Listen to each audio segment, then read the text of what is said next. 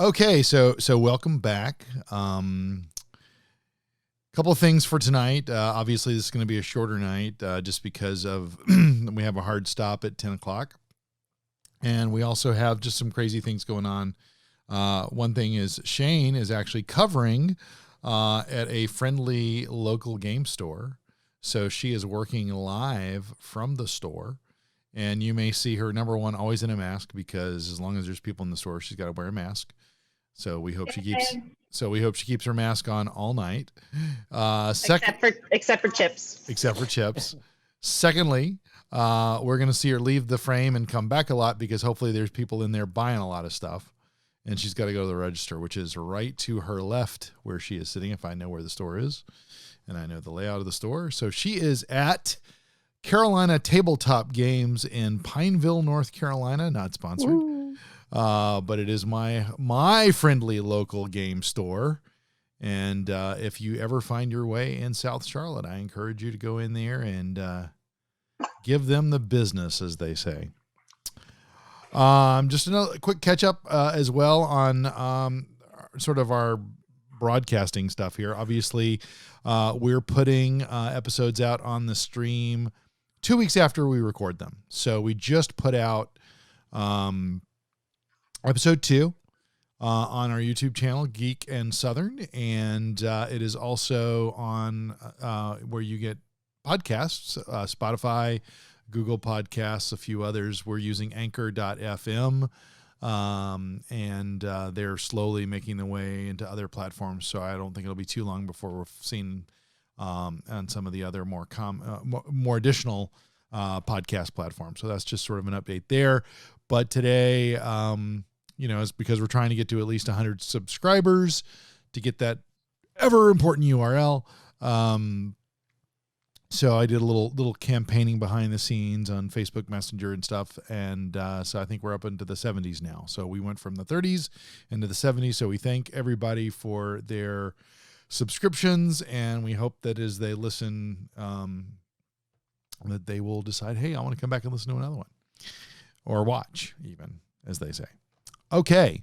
Anybody got anything before we get rolling?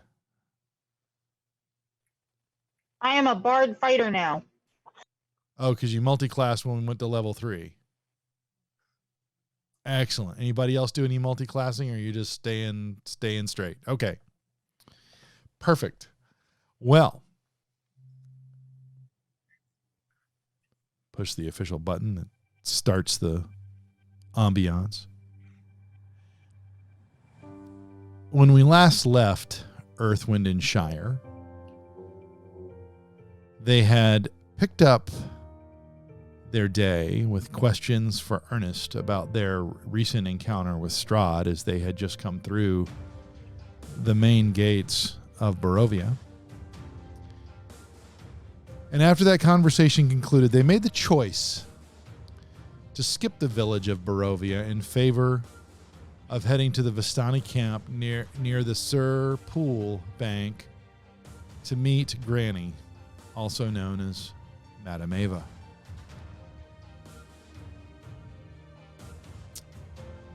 A brief encounter with a skeleton and a skeletal horse led to an awkward salute by Hal that allowed everybody to go on their merry way without any altercations whatsoever. And as you arrived on the far side of Barovia, you made your way down the old Sphalic road until you came to a crossroads where you encountered a gallows with a body hanging from a noose. Gunloda, upon looking at that body a little bit more closely, seemed to see herself hanging from that rope. The rest of you saw a singular Vistani, and then it all melted away. From there, you arrived at the Vistani camp along the Sur Pool, an inlet, if you will, along the Ivlis River. I think we decided last time it was Ivlis because I was saying Elvis, and that was just a problem. And upon arriving there, you met Briscoe Cocagne and his family. They were gathered around the fire, playing some music. His daughter Carlene singing a lovely song that brought tears to her eyes and caused a number of you to weep.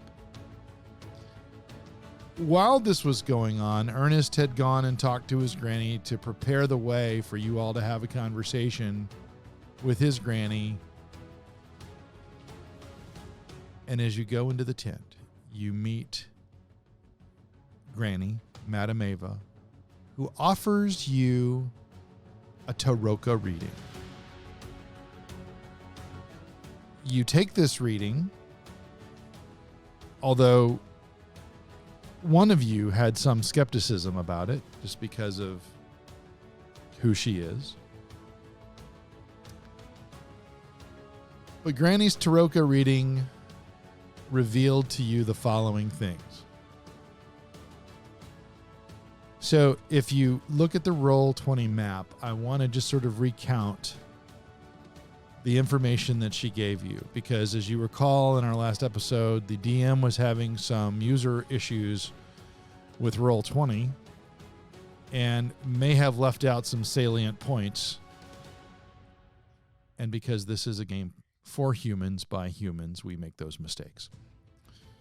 That's why humans don't have dark vision. Anyway, moving along. So Granny had laid out before you this table that you see here. And she told you that the first card is going to tell you of history, knowledge of the ancient, that will help you better understand your enemy. And she turned the card over, and it was the Rogue. And the Rogue is this card right here.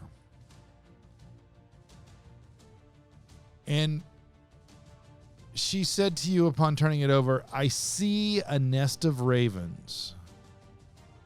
There you will find the prize.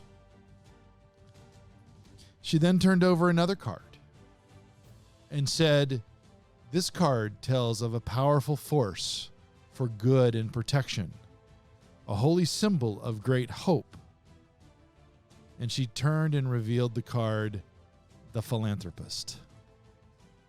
And she says, look to a place where sickness and madness are bred, where children once cried, the treasure lies still. She then turned over another card and said, this is a card of power and strength. It tells of a weapon of vengeance, a sword of sunlight. And with that, she turns over the merchant card.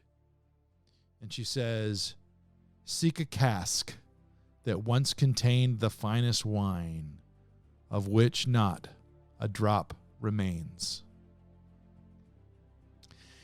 And then she moved on to two remaining cards that were special cards. On the first one, she says, this card sheds light on the one who will help you greatly in the battle against darkness. And the card she turned over at that point was known as the Mists. And she says to you, a Vistana wanders this land alone, searching for her mentor. She does not stay in one place for long. Seek her out at St. Markovia's Abbey near the Mists.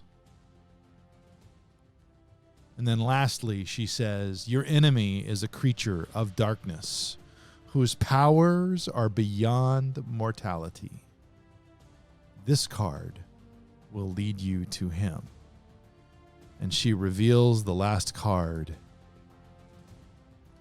as the Tempter. And she says, I see a secret place, a vault of temptation, hidden behind a woman of great beauty. The evil waits atop his tower of treasure.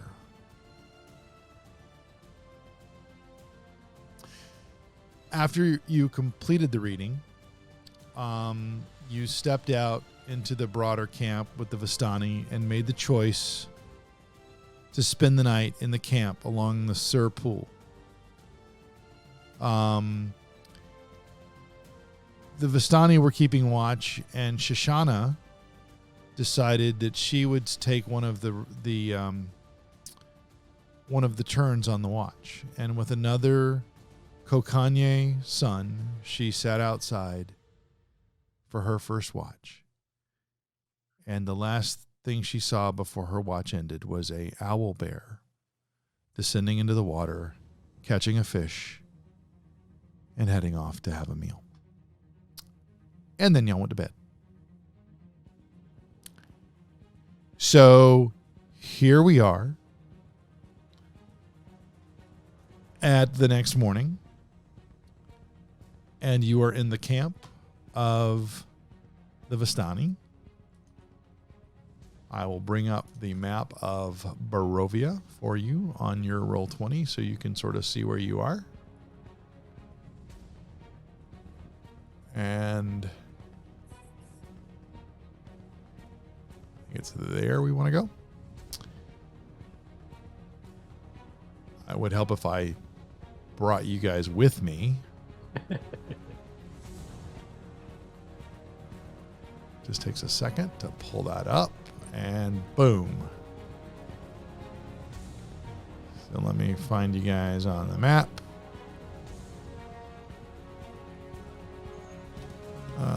Okay. So while I'm doing that, that is where you are. You can sort of see where you have been. As I mentioned, this map will slowly reveal itself. What would you like to do?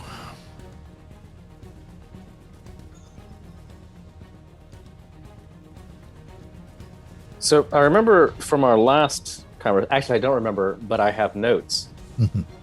So I have artificially remembered in the way of the technology of humans that we had talked about looking for St. Markovia's Abbey, which is near Kresk. And we had a little bit of discussion about where that is. That might make sense. But also we had talked about going to Barovia Village because I think it was Shoshana thought that there might be allies there that we could talk to. And I think we were sort of on the horns of that dilemma, although someone else might remember a little more clearly than I did. The only thing I would add to that is that Ernest had given you his leave because he had to stay with his group, and I believe he had suggested to you all that going to Barovia, the village of Barovia, might make a better start before heading off to try to find the Abbey, which is on the far side of the area of Barovia. Okay. That much I believe he gave you. Yep. That tracks with my notes. Yeah, we are closer to Barovia Village than we are to Kresk. Right. And I have a sort of rough north, south, east, west, and so yeah. We'll be just past Barovia Village, so we know where that is. We can get there. So yeah. And I have no idea where Kresk is exactly. Somewhere northwest, maybe?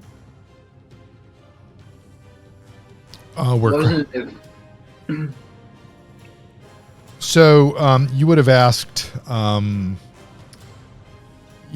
Ernest or one of the Vistani in that conversation, and they would have told you that Kresk is from where you are right now. If you were to stay on the old Sphalic Road, it would take you along probably the longest journey that you would find. And it's on the far side of the valley of Barovia. Okay. Wasn't the with the note that we found on the way in, didn't that kind of point us at Barovia Village as well? Yeah, the note was signed. I'll let somebody else recount who signed the note. I don't have to. It was the Burgermeister of Barovia About his daughter. about his daughter. Irina Right. Kolyana, right. Right. So I guess we could check that out. Sounds good to me.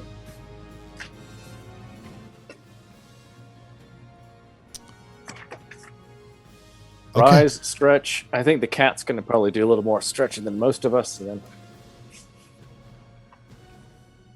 All right. Definitely. And Jack's just gonna stare the entire time, just like, what? Okay.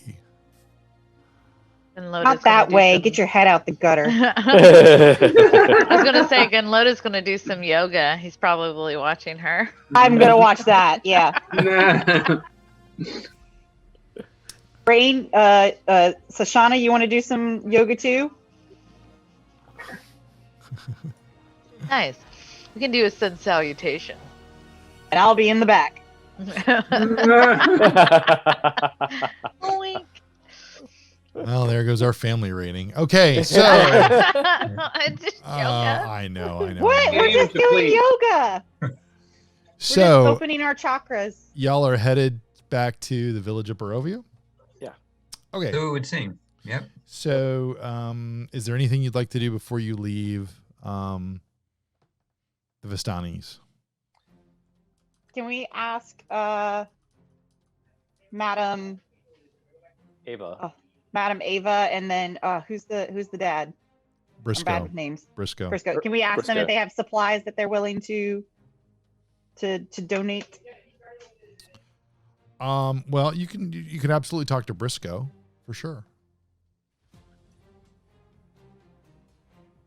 All right, so I'll go to Briscoe and I go, hey man, you got anything to help us along the way? Well, morning. I Morning. Can you be more specific what you're looking for? Well, we're heading to an abbey, so I guess a cross or Yeah. maybe holy water, You know, frankincense, and myrrh. That's what we need.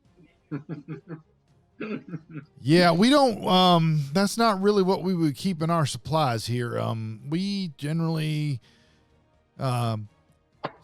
keep enough to sustain ourselves. I think if you're all headed to Barovia, the village, there might be some folks there that can help you. There's certainly a church in the village of Barovia, and there's a monk or a minister who's there, and you could certainly go there and talk to I think his name's Donovich, if I recall. He and his son, he's got church there in town, but there's also some merchants. You can go to Bildrath's Mercantile, and they probably have some opportunities for you to buy some things or trade or whatever you guys need to do. But unfortunately, we live kind of lean out here and self-reliant, and we've kind of tuned it to who we got. Totally understand, my man. I just bow to him and I say, sir, and I walk away. Does it look like they're pulling up stakes and moving along, or are they just Nope. they're just They're sort of just hanging settled out. in? This is Okay. like this is like if they were a circus, this is like their winter stop. Gotcha. You Yep. know. So Madam Ava's wagon is shut then. Well, hers was less of a wagon and more of a tent, but yeah, it's Okay. closed. Yeah, it's a one of those rounded kind of tents with the extra flap roof kind of look to it. The word we're looking for is yurt. Sure, I'll go with that. Yeah, Just don't use the G word. right. So do not use a lyric from a Shire song. That is correct. So Who would, Mac? yeah, they have some dreams. Yeah, And I would. like I don't want to have Warner Brothers call us, because believe in love? oh, That's the boy. song, right? That's what we were talking Yeah, about? that's the one. Gotcha. All right. So Grant, but I mean her tent is still there. It hasn't been pulled up. If that's your Okay. query. No. I just wanted to. So, but yeah, I'd like to go. Talk to Briscoe and say, thank you for hosting us, and I hope we'll be able to see each other down the road. And is Ernest up and about, or has he, slow to rise, but with Carlene and all? I don't know if I like your meaning on that. No, I'm sorry. One of them was, hey, Briscoe, thank you for all of this. And the other one is a out of character. I want to see if he's around. Yeah. Sorry. Gotcha. So you were not asking him that question. Okay. No, I think that'd be a little awkward. It's role play, right? Let's get it. Yeah. So, Go and do it. you look around, and one of the things you notice is that you pretty much see the people that you've seen. Yep. You see Briscoe, you see the boys, his sons, but you don't see Ernest. He doesn't appear to be at least up and out and about. But you do see Carlene, so that's not a thing. Okay.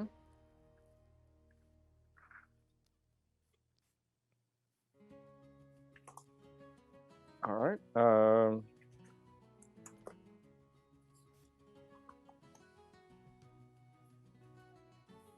Apart from the list of ingredients we have for potentially making healing potions, I don't think I've got anything to say except thanks, everybody. And then move on down the road. I'm a little curious about this. So, I'm happy to be moving down the road, but are we doing that? Is that what we're? If you need to talk to Ernest, by all means, you should talk to her. Yeah, we'll hunt him down. I just no. I figure as we go down the road, I will raise this question with y'all. So y'all are moving down the road. Gunloader would like to say thank you as well for the hospitality. Sure. So they're all, the pleasantries are passed, and there's a lot of handshaking and back patting as you all,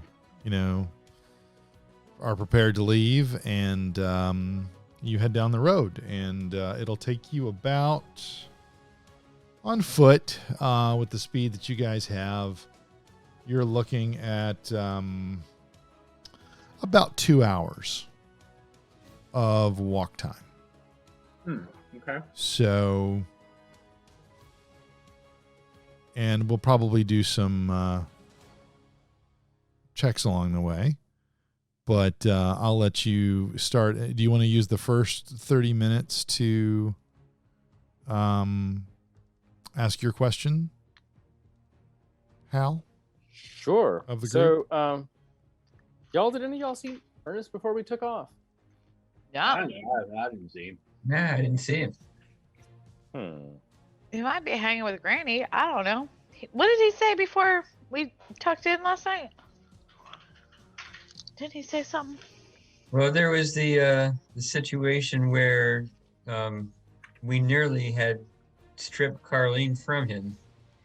Oh, and right. That was corrected to reunite them in some way, and that's the last we heard, I think. Right. But we fixed that, right? We're not Yes. horrible people. Right? No, we made that right. Okay, good. Doesn't answer the question if you're horrible people or not, but you may. And Loda is just appalled that you would think she's less than perfect. Nah, not my Gunloader. That's right. All right, well then, if that's the way you feel about it, Gunloader, I need you to roll a d20, please. Yes, sir. Damn my big mouth. Yowzer. I hope it's backwards, Dave. Did you roll? Nothing popped up in. Oh yeah, a 2. Oh, a Did it not? 2. Okay, a 2. Did you guys see it or no? No, we did not. But there was an update. There was an update to Beyond 20 since the last I'm time. gonna we played. apologize. What did Gunloda roll for? Because I had a big mouth. No, it was Oh, it was well, just that's- I just asked her to roll a d20, and so the first half hour of your 2-hour journey to the village of Barovia seems to go by uneventful. So you, in that 30-minute walk, you basically have found yourself back at this. Actually, I'm sorry, I should have done this better. You were up here at the camp. Your 30-minute walk would have brought you right back here to the crossroads, and you see the gallows that you passed before, and you had also found a body along that road. Two things that you notice is that Gunloda keeps sheepishly glancing and then glancing away at the gallows.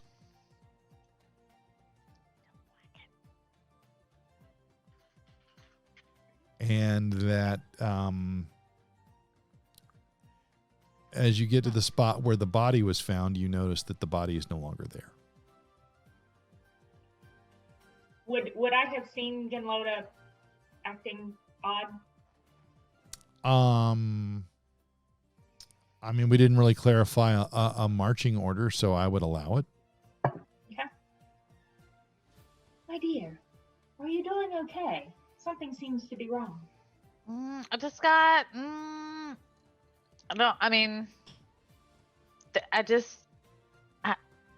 didn't tell anybody, right? Above board. I didn't tell anybody about my gallows, right? I don't think so. You No, did. I I could be wrong. You were I said I didn't want to talk about it, right? That's right. Yep. Yeah. Mm-hmm, mm-hmm. So Gunloda does feel a kinship with Shoshana and confides in her about the gallows from before and seeing herself. And she's like, "Don't tell anybody about it. I'm a little freaked out. Just I a can little freaked out." understand that. What's that? I can understand that. Yeah. Okay. So I just have an uneasy feeling, and I just it's kind of imprinted on my brain right now, that image. So yeah, that's where I'm at. All right. So, Shoshana, why don't you give us a D20 roll?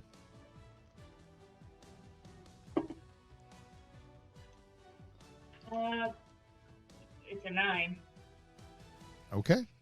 So your second 30-minute trek through the old Sphalic Road goes relatively uneventful. So you have been on the road now for an hour. And we'll kind of move you along here.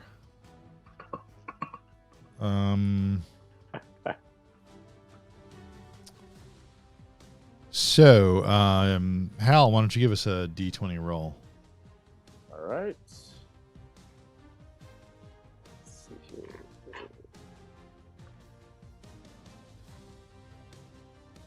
Oh, it's an 8. Woohoo! I noticed the hell out of some stuff. Well, if it were a perception roll, you'd be in trouble. The good news is I just asked you to roll something randomly. I didn't tell you true. why. Yeah, yeah. So the good news Maybe is low is good. well, in this case, I can tell you that the last 30 minutes has gone by very uneventful, and you're a little closer to where you want to be. Woo. And so you guys reach the Ivlis River, and you cross it over, and you're making your way towards the village of Barovia. I would like, I guess, Rain, because I can see him, to make a D20 roll, please. And that showed up in the Yes, it did. in the chat. It there. did. Cool. Yes, it did. Yeah. What is that? A 10. A 10. Okay. So, yeah, there's nothing out of the ordinary. But what I will say is that as you make your way up the old Sphalic Road, you've sort of gone past that point where you joined the road on this side of the village. Because remember, you guys had sort of taken a bypass to avoid the village proper. and you've kind of passed that point. So you're kind of in this place now where there's unfamiliar territory. And, before you had Ernest with you to kind of lead the way, and now you're kind of going on your own instinct. And you know that this is a main thoroughfare road. But you've been pretty lucky on this road. You haven't run into anything. And so as you make your way to the northeast, which is kind of the direction you're heading at this point, tall shapes begin to loom out of this dense mist and fog that just seems to surround everything. You never really have decent visibility wherever you are in Barovia. It's almost like you can tell it's daylight, but it's not like a normal daylight. It's like you are in a overcast, cloudy place, and you never physically see the sun. It's just this constant gray and mist. So it really makes it hard to see, but you can see that these tall shapes loom out in the dense fog. And as you get closer, you begin to notice that this muddy ground that you're on begins to give way to a more slick, wet, kind of finished cobblestone that you could tell that this is okay. You're getting close to civilization. It's like going from South Carolina into North Carolina. The roads get infinitely better. Yeah, I'm going to get some hate for that. I probably shouldn't have said that. I was going to say, man, you've been, I remember that joke from the 80s, man. So as soon as you cross the South Carolina border, it's potholes. I only say that once because we were coming back from Florida and I got off on 21 on the far side of 95 to come up through Orangeburg, and I swear it was like being on a gravel road. Well, you don't want to do that. Yeah. Anyway, moving along. Apologies to the state of South Carolina that gave me both my mom and my wife. Okay. Yeah, see? Shape up, son. Yeah, there you go. So sounds like it pretty much is like Hawk's Nest Hawk's Nest all winter. There you go. Or all spring. Yeah. So with that little detour, so as you get closer, the tall shapes, you really become, you come to notice that these are like clearly dwellings. This is a village. As you kind of make your way into the village, and let me see if I can't maybe show you guys the village to kind of give you some perspective. And I don't know how this is going to operate, so let me go over here. And I'm going to put you guys right there. And I probably should have done this earlier.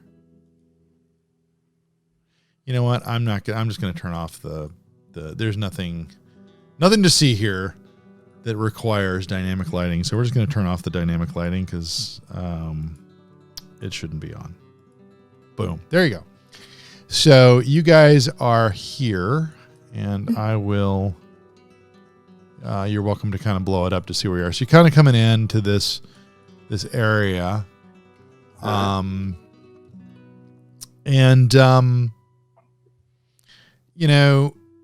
You see a lot of houses. You see some merchant places. What you really notice is that the windows of each house seem to stare out from pools of blackness. There's no really any kind of sounds that you hear in the streets. A couple of you with higher perceptions, maybe Quill, maybe Shoshana, would faintly hear some sobbing coming from somewhere in the distance. Kind of like that scene in Buckaroo Banzai when he's playing the piano and he wonders if somebody in the back is crying. Maybe only one of you gets that reference. I don't know. Oh, I got it. I was about to ask if I was too young to understand that reference. You might be. Penny? Yeah. So, I'm in the way. The other thing you kind of notice, the same two folks might also notice, is that you hear sort of like a squeak of a wheel, like a cart somewhere. You know how it is in these towns where you have these cobblestone streets and the houses are kind of built together. Sounds can kind of manipulate their way from different areas, and you just happen to be at like this fulcrum where it's all sort of coming together, and you can sort of sense some of these things, but nothing enough to really draw your attention or your direction. But I mean, as you guys would approach, maybe in this vicinity of the village, you might, is really how you begin to notice those things. And so you are in the village of Barovia. I might stop. My friends, do you hear crying? Oh yeah, all the time. Not from yourself, Jack. Oh, I mean, not really. Yeah, so it took us 2 hours. It's what, 9 o'clock, 10 o'clock in the morning? Yeah, something like that? it's I would say, yeah, that's fair. So but we don't see anybody on the streets or anything, right? We just Not hear where you faint are. I things. mean, yeah, not where you are. I mean, you're still in the village, the entrance, if you will. Yeah. Yeah. Okay, so we're looking for allies, y'all, right? We're looking for what? Some people who could help us find some allies. And where do you think we should go? Well, I thought we were going to the monastery. Do we need God on our side? I mean, Some holy water would be useful. I also need to stop by a shop. God's not a bad ally. All right. Nor is the It brewmaster. depends which God and deity. Some of them might be bad. What's that? What's D&D? I said Deity. deity. Ah, DEITY. I'm the mask man. sorry. Yeah, well, we either need to get to a place where there might be some people. I don't see anybody right now, so it's a little disparaging. I don't know if anybody's gonna be hanging out at the tavern at 10 o'clock in the morning. There may be a breakfast spot. Yeah, is there a diner somewhere that serves 24/7? Well, make a perception check. All right. One perception check coming up. I love that nobody just ran to your aid to say, I'll help, I'll give him advantage or anything, but you rolled well, so that's good. We're looking for a restaurant. What assistance does he need? Just go look at the food sign on the highway. So there's no Stuckies in Barovia. Oh man. I know. There's no Stuckies anywhere anymore. There will be no I was about to say, what's a Stuckies? There is one in Asheville. Is it really? Yeah. There's still I thought Stuckies they were all around. gone. No, I'll send you a YouTube on Stuckies. The daughter of the founder is running it now, and she's bringing it back to life slowly. Okay, Oh, but the for old real, what's the old gooey pecan roll. Yeah. what is it? Is it like a Shoney's kind of thing? No. No. It's but it's a classic Americana roadside kind of stopping place. Truck Well, stop obviously not classic enough if it's not here still. That's fair. Truck stop / diner / curio. So at Denny's. Not even close. more like a QT without the clean bathrooms. So moving along with the 17 that you rolled and your active perception, you look down the road from where you are and you begin to notice that there is this sort of a square ahead that might have less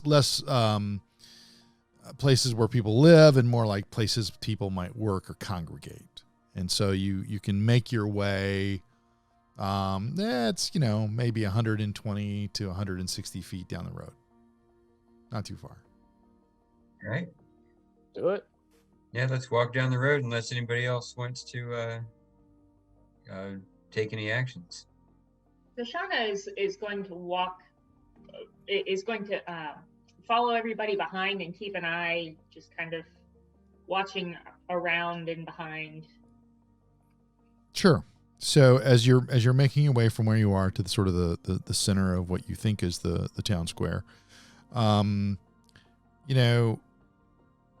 Shoshana, you would, because you're keeping an eye out for it, go ahead and give me just a perception check too, just for fun. What are your perception? Just asking. Because she's looking around. 22. 22. Yeah, that tracks with your perception. You notice the windows and how they're black of the houses. It's almost like, when a car pulls up next to you and there's tinted windows. Mm-hmm. That's kind of what the glass looks like. You just can't see through, but you have this uncanny feeling that even though you cannot see through those windows, that you are being watched by some of those windows. Okay. So you find yourself in the middle of the town. You're kind of at a crossroads. You kind of look to your left, to the north. You see a building that's kind of catty-cornered there, and there's a sign, a wooden sign that's kind of dangling out in front of it, and it says Blood of the Vine Tavern. But it's kind of lit because it's of the fog. They try to keep it so you can see it, but it's also kind of old and weathered looking. To your left, also catty-cornered from approximately where you are, you see more of a shop kind of thing. Kind of looks a little bit like the layout of the Tailor and Mast that you saw in Bryson, but it clearly is not a Tailor and Mast. In fact, it says there is a sign that says Bildrath's Mercantile. Sorry, say again. Bildrath's Mercantile. Bildrath. Okay. Mercantile. Bildrath's. Got it. Did you hear the same thing I heard? I heard Rats. I heard build rats. Yeah. Like building rodents. I heard that, but I assumed that was wrong.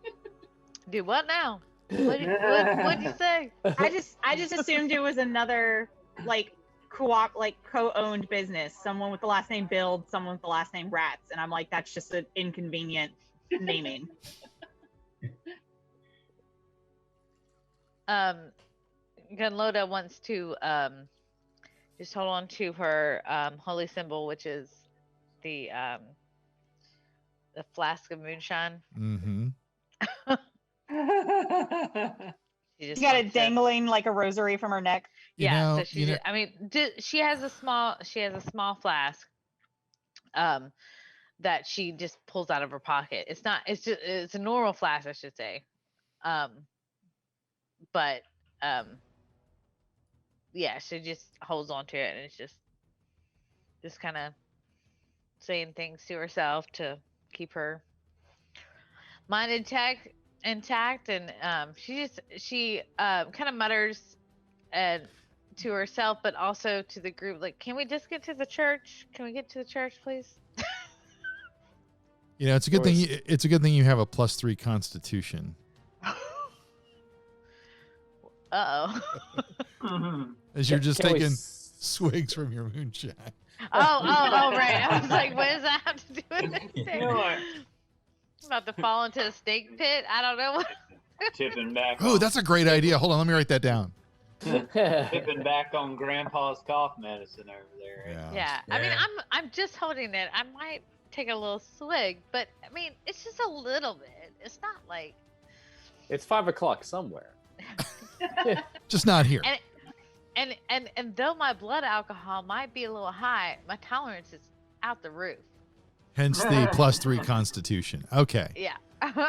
So, as you looked, the roads continue to the north and they continue to the south and they also continue to the east. So what would you like to do? Can we see a church? She just said that, so I'm like, all right, I'll have a look. Is anything look? I mean, like yeah, I would say that where you are, you don't see a church. Okay. Well, Do I see anybody? I mean, is there anybody I can ask, or are we still kind of bizarrely by ourselves in the middle of this settlement? Yeah, I I mean, was just crying. you I was heard. about to say, like, we heard the crying. Do we see signs of people? Foot marks, cracked doors. Well, you're welcome to make a perception check, Jack, Well, I guess I will. since you're always wondering what the heck are we rolling for.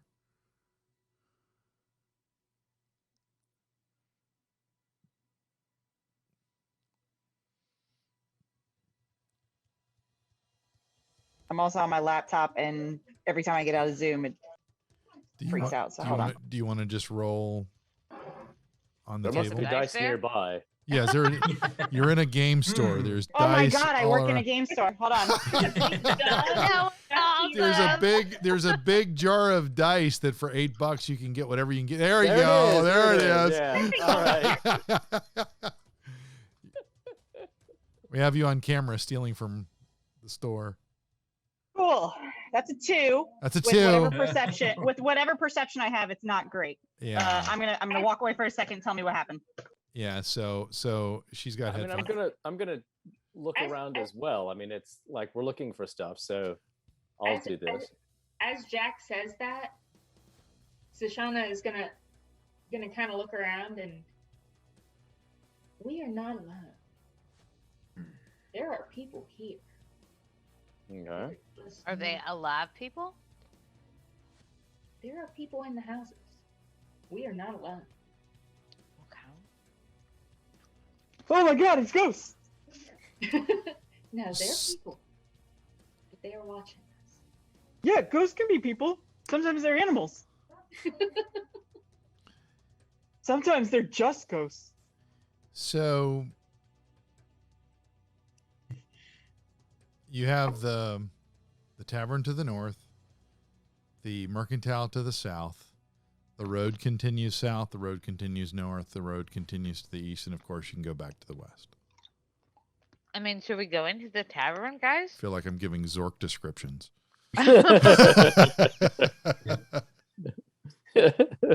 May I take your hat and goat, sir? There's a will o' the wisp. Oh, sorry. Go ahead. I'm Should we willing to go the into a tavern to see if there's anybody there who's willing to talk to us. Yeah, I'll join you on a trip to the tavern. Am I also am I entitled to another perception check? I don't know if you're entitled to one. Would you like to look around and take a perception check? Yeah, if I don't know if I used mine previously and we're still in the same turn. Or You have if moved time has on passed. since that perception check, I believe. You were down the road, and now you're further down the road. You were back a ways. now Right, you're and I here. also want to do a perception check based on what my colleague Shoshana has just mentioned. So Okay. that'll see some things. I'm hoping. Well, Yeah. Yeah. you gave me 2, so I'm going to go with the lower, I think, because that was the first one that came up. And Did you this mean to was- do I'm 2, or not so did you? perceptive. Yeah. Oh well. Unless you want to say that James was or Hal was helping you, and then I could take the higher number because you would have rolled No. with advantage. What's that? I can help him. No, it's okay. So with your perception of 17 to 23, well, we'll call it a range. Oh, 17 was the previous one. 23 was the most recent.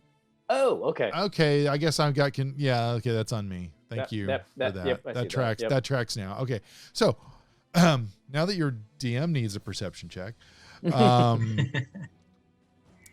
with a 23, you notice that although the streets are empty, you hear there's some bustling from the tavern to the north, and you can kind of see some movement inside the mercantile. Hey guys, I think there might be something going on in the mercantile. Not the tavern, huh? Well, no, I said you could hear some noise from the tavern. Okay. And you could see some movement in the mercantile with a 23 perception. What do you guys want to do? The DM is not railroading the party. The DM is giving you facts based on the dice that you rolled. Copy that. I misheard. So that's okay. Now I'm. No, and Quill's got to give us some feedback here. Yeah, so I guys, I think there's something going on in the mercantile. It looks like there's some people in the tavern too. I really think we ought to talk to somebody and see if we can get a lay of the land. Doesn't matter to me which way we go, but you guys pick something. I'll come along. Gunloda says she is way more comfortable in a tavern. Well, Just let's putting that out there. Let's start there. Tavern sounds good. Right. I'm parched. Yes. There's a long walk. Okay. So do you head into the Blood of the Vine Tavern? Yeah. Okay. I mean, Gunloda would love to be the leader of this party. If she can't get to the church, she's going to the next best thing. I want to which go is to the tavern. Thanks, Jack. Come on with me. So y'all, you go into the tavern, and you as you approach it, I mean, there's kind of like a wooden little area under cover as you would walk toward like a porch, almost like a Cracker Barrel, if you will. And don't know, I just maybe think of that. Not in this setting. Yeah, fair point. Fair point. So you would go in, and as you open the door, you see that you're in sort of a, about a 60 square foot room. And as you look at the sign, it reveals that it originally read Blood of the Vine, and an N has been scratched out. It has been scratched out over the F. So Wait, sorry. Say that again. So I'm an confused. N has been scratched over the F of Blood of the Vine. So instead of Blood of the Vine, you see that somebody's tried to make it say Blood on the Vine. Is that an innuendo? I don't get it. It's just what it says. Yeah. Gunloda looks at Jack and like. But I mean, Gunloda, you're a seasoned brewer. Mm-hmm. And you've seen a lot of taverns, and you can tell that once this was a nice establishment that has just slowly kind of degraded over years. Got it. So that's why there's graffiti and yeah. And so you as you go in, there's a couple things. There's a blazing fire in the hearth. And it's giving a little bit of warmth to the people that are in there. There's just a few folks that are there. They include a barkeep who's behind the bar. And, what you notice about this barkeep is that he's just sort of standing there. He's a pudgy little guy. And he's just mindlessly cleaning a glass. He's got the rag in the glass, and he's just kind of looking at the glass, and he puts it down, and he picks up another one, and he starts doing it again. You also notice that there are Jack in particular would notice that there are 3 women sitting at a bar, kind of at a table rather, sort of in the corner. Then there are a few other folks kind of meandered around, and then as you kind of look past the bar, you see another table in the distance, and there's this guy, and he's got sort of a military, muscular type of build. He's got blonde hair that's cut really shorn, and he kind of, I'm trying to think. Have you remember in the Avengers when Thor had the eye patch and the short hair? kind of looks like that. It's not Chris Helmsworth. Hot. It's not Chris Helmsworth. Jack. Rose. I'm talking to Rose now. No, so could you please get Ian to come in the room? He's right there.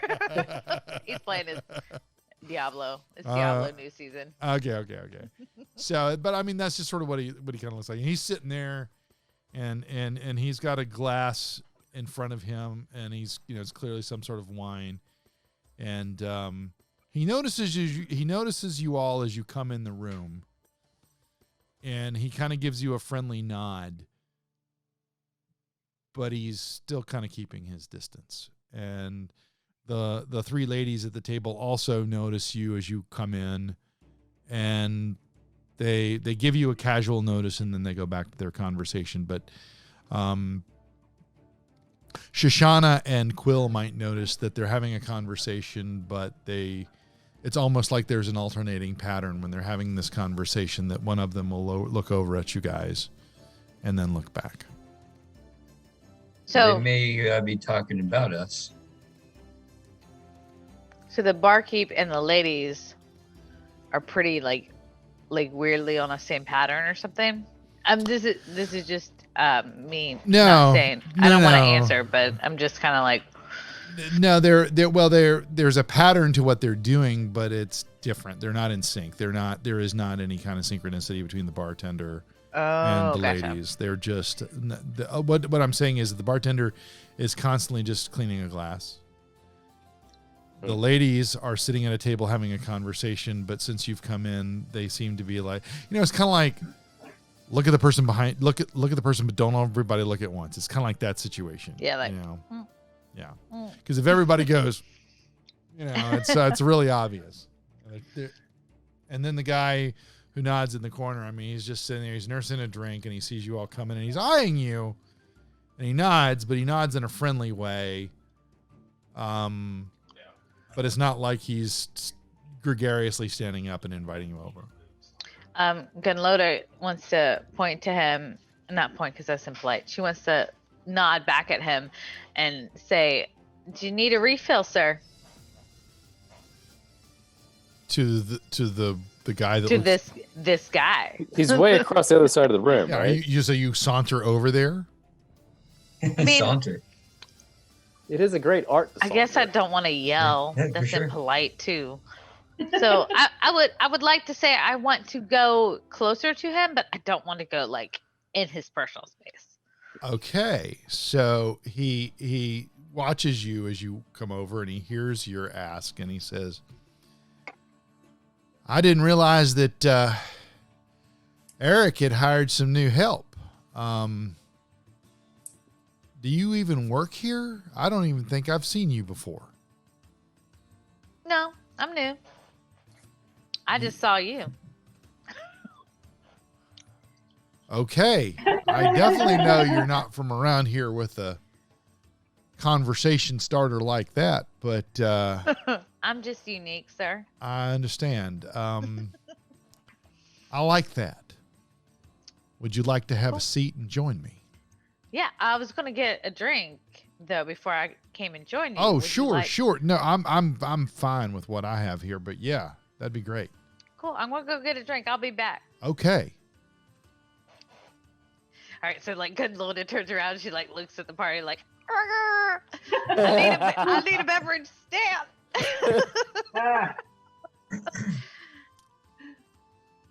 I'm gonna go up with go to the Gunloda. bar? What? Or were you going down to the bar? Yeah, absolutely. All right, so you go I'm to the gonna, bar. I'm gonna approach the bar with Gunloda and get myself a drink, but then I'm gonna go sit at the end of the bar so that I still have earshot of the actual bartender Sure. Excellent. Okay. and just kind of sit there and nurse it. Okay. So you approach the bar, and he is still cleaning the glass, and he's staring at you. He doesn't look like he's under something, right? Like no trances or anything like that. I can't detect magic or anything. Then you I wouldn't, actually was going to do that earlier. then you wouldn't know if he is or isn't. Well, that's what I was asking. I'm gonna detect magic. Nice. Okay. Nothing really other than anything you might have on your person or some of your colleagues would have on their person. Nothing really pings for you in this room.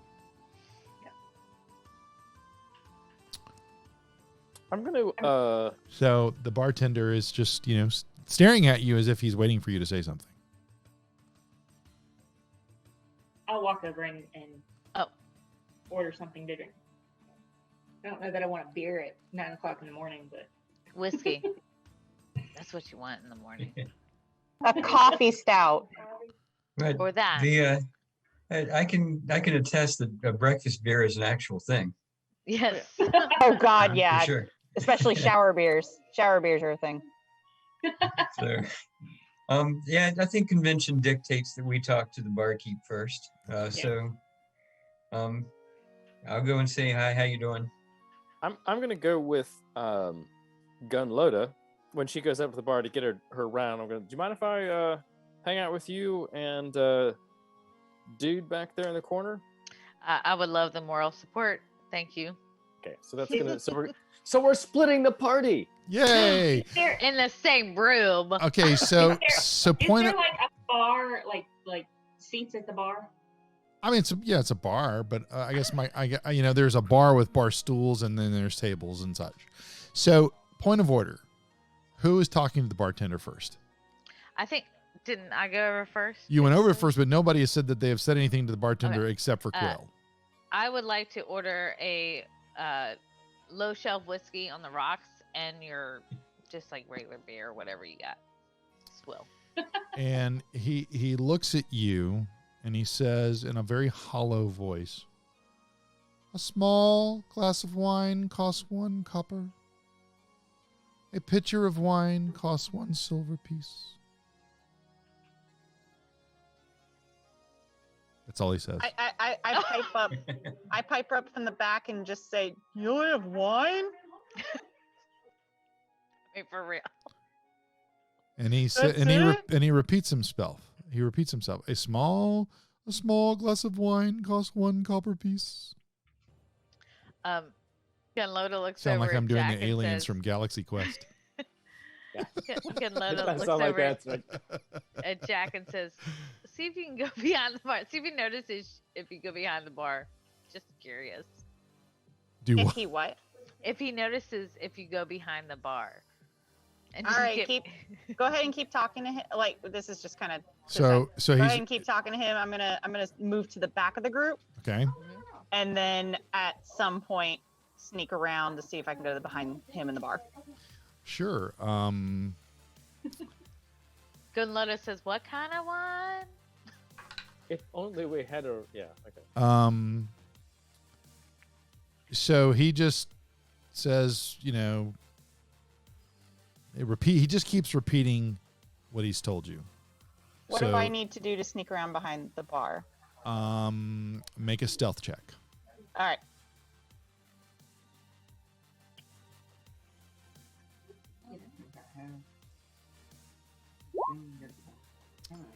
Okay.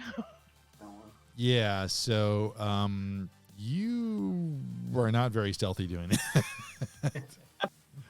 Apparently not. But I tried my hardest. But the bartender It's because I'm a fighter now and my axe is heavier and noisier. but the bartender doesn't really seem to notice or care that you're doing that. Now, He's a robot. the three Whatever that is. The 3 ladies at the table notice. And one of them gets up and walks over to you and says, "I'm sorry, you really shouldn't be out back there." I'm sorry, ma'am. I dropped my pick, and it's my lucky pick, and I we needed it. Well, we will ask Eric to get that for you. Eric, would you find this man's pick? I really quickly toss it, just like I bounce it off the front of my shoe and kick it so that it doesn't make a noise. Bitch, I'm good at this shit. I've done this before. Make a deception check. Do it. This is fun. That's good.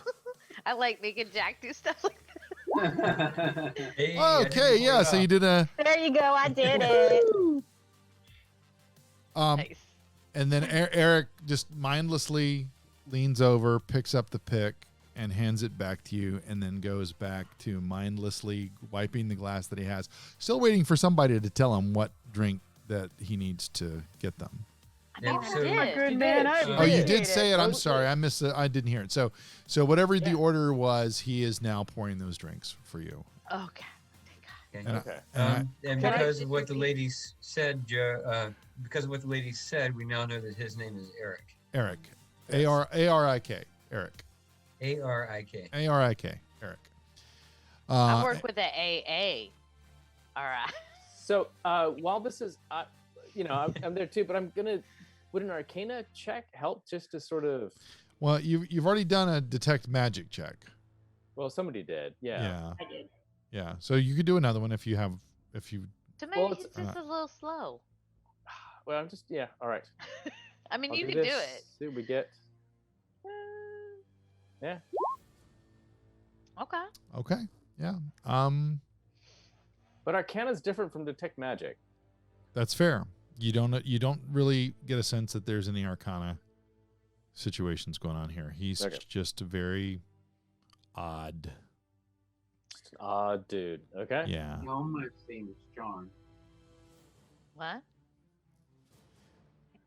So the lady is still staring at Jack, saying, "You need to come away from that side of the bar." And I'm not saying that she's got a cropped blonde haircut. Like Karen?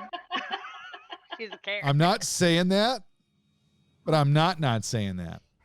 Copy that. Fair. Hmm.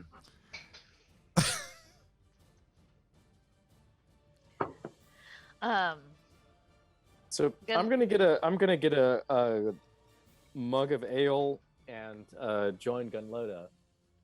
And he reminds you that you can have a small glass of wine for a copper piece, or a pitcher Oh. of wine for a silver piece. Gunloda would like to buy house drink as well, but ask Eric the bartender how much she owes him. So, how many drinks are you getting? Just house and mine. Okay, so that would be Well, mine is two, basically, a whiskey and a beer. well. Again, there's no whiskey and beer. There's just wine. Oh, wait. It's Okay, one I missed on It's that. a design. copper piece for a little one and a silver piece for a big one. Look at that. I will Love it. buy a big one, and I flip him a silver piece, and I flip him a copper piece as well to say thanks for my pick, man. And Gunloda is he, just he puts the money in the drawer, and he goes back to cleaning the glasses. Unless you are okay with him, and he's. Are you just going to drink the wine that Jack bought, or are you going to get your own cup? I'm gonna look at the wine that Jack bought and see what color it is, and then It's see his reaction. Wait for his reaction until he takes a sip. It's red. Okay, that's good. It doesn't need to be refrigerated. No, it's red. I'm surprised they don't have any. Does Jack take a swig? Why is Jack being asked if he's taking? Because a he's the swig? one that's got the pitcher of wine in his hand. He's Yeah. the one who has it. You're asking very suspiciously. It's my job. Gunloda is. It's my job. I will take a small sip because wine is sipped and dainty. Okay. I ain't gonna chug it. Mama, I just wanna see if Mama it's raised a okay. sophisticated boy. Jack doesn't exactly strike me as a very sophisticated, pinky out kind of fella. Apparently, when drinking wine, he is. So. But he definitely is when the DM questions if he just No, started drinking. I No. You did that suspicious DM thing. didn't know there was Well, such Rose a thing. did say that she was going to Oh, wait to that's see what definitely a happened to thing. you. Okay. Yeah, I wanted That to was see that's what sipping. I heard. That was more coming from your colleague than from me. Okay, That's so right. you sip the wine, and And something happened. how sophisticated is Jack when it comes to vintage wine? Can I make a history roll? to know about the aging of Yeah, the wine? we'll say a history check would make sense there. Sure. Make a history check. I will do that after I help this customer. Oh, that's just been Kills the momentum. This brief segue is brought to you by Carolina Tabletop Games. So if you're looking for games in downtown Pineville, Carolina Tabletop Games is the place for you. Shauna is kind of gonna inch over to Rain and kind of whisper to him, "It's odd that there's only wine. Wasn't there something in the reading about wine?" Oh, sorry. I can't. I said I'm bored. Hmm. My character Well, did not hear that. Nope. Yeah, I do. Rose heard it, but yeah. To recall, I do recall something about 16. it. Okay, so with a 16 history check, I mean, you don't really know the difference between good wine and great wine, but Not a surprise. you do know when it's just like table wine, like not high quality. There's that acidicness. I mean, it's not horrible, but it's not. So you're saying it's not Mad Dog, is what you're saying?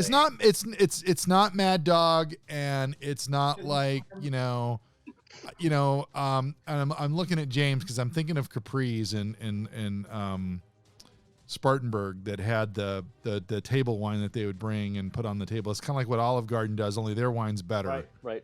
You know, it's a lot like that kind of like not a Chianti, but it's kind of like that kind of high consumptive, low quality kind of thing. I am drinking Aldi wine. That's probably There you go. fair to it. So it's like box wine. Yeah, box wine. There's nothing wrong with that. No, nothing wrong with it. I mean, it's you get the sense it's very much a utilitarian beverage. Excellent. So Shauna is gonna look around and see if she sees any casks. Well, yeah. I mean, he's poured the wine from he has like a cask like with something that looks old and you said the tavern looked like it had been someplace really nice at one point. Is there anything that sticks out, like a wine cask that looks like maybe it was, I don't know, something odd about them? So I'm thinking back to the merchant card at the reading to see if there's something that I would recognize as out of place. Yeah, no, nothing really catches your fancy in that regard. I'm also just making the note that I have no more customers, so that's why my mask is off. Yay! I mean, Boo? Wait, are you closing soon? No. I'm not closing soon. It's just, with everything going on, it gets quiet a little early. Yeah. Copy that. I will order a small glass of wine and Eric, sit at it and see if I can find a table that's near the Karens. Okay. But they're not like right up. They're not right Karens. beside them. Not beside them. Wow. It was Becky. Thank you very much. And actually, is that for me, Todd? I'm going to. I'm actually. I'm going to go to the table with the ladies at it and say, all right, what's going on with Eric? Something's weird. I'm just going to blurt it out. Okay, so point of order. We got potentially 3 or 4 different conversations going on. So instead of round robining this, let's like focus in on one for a second, and then we'll move over to one of the others. So let's start with Shoshana and getting her glass of wine from Eric. He hands you the wine.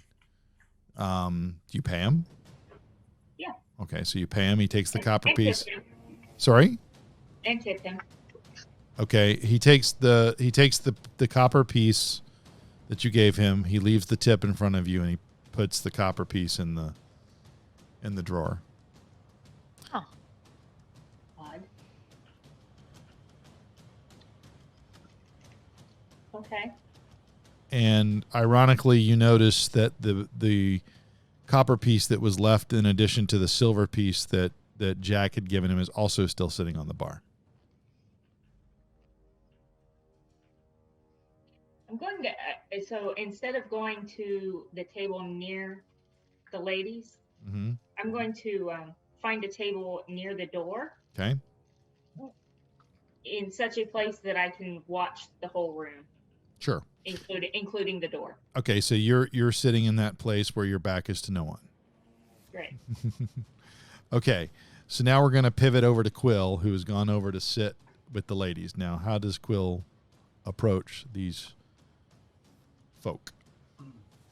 Howdy, ladies. We're new from around here and just trying to make sense of everything. And Eric over there at the bar didn't seem quite right. What's his story?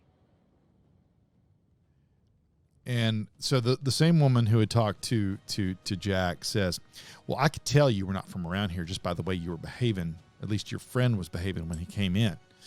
And if you're asking me about the barkeep, rude. If you're asking me about the barkeep, clearly you were not from around here. He is one of those Barovians. You know what I'm saying. No, ma'am, I don't know what you're saying. You have to go easy with me. I'm just a simple elf. But I'm just looking for somebody who can help me out. We're looking to find some folks who can help with supplies, maybe find a church, maybe get some information about the area. And thought coming to a tavern would be the place, but Eric doesn't look to be up to the task. Well,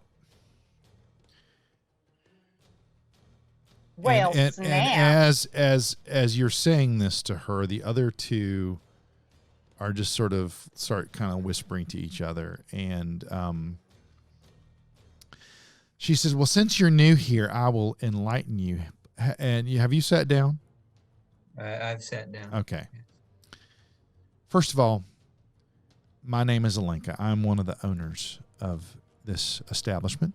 These are my partners. This is Mirabelle and Sorvia. Ladies. And they kind of nod and say hello. And they're not necessarily what they're whispering about. And that you notice that they keep staring at your ears now. You drew their attention to it, but they're fascinated by your ears. Being an elf and all. It's just, I get that a lot. Yeah. That's what you really begin to notice from all that. And so Alenka leans in, and she's the one that was talking to Jack earlier and says, he's one of those Barovians. And she's looking at you like for some recognition. Can I overhear what she's saying? I mean, it's a 60 by 60 room. I would say that you would hear a little bit of the conversation. Okay. At which point she's thinking to herself and trying to put things together. Okay. Yeah, I mean, there's nothing for me to lose here, right? I clearly am ignorant of what she's talking about. So I may as well just tell her, ma'am, I don't know what you mean by one of those Barovians. What does that mean?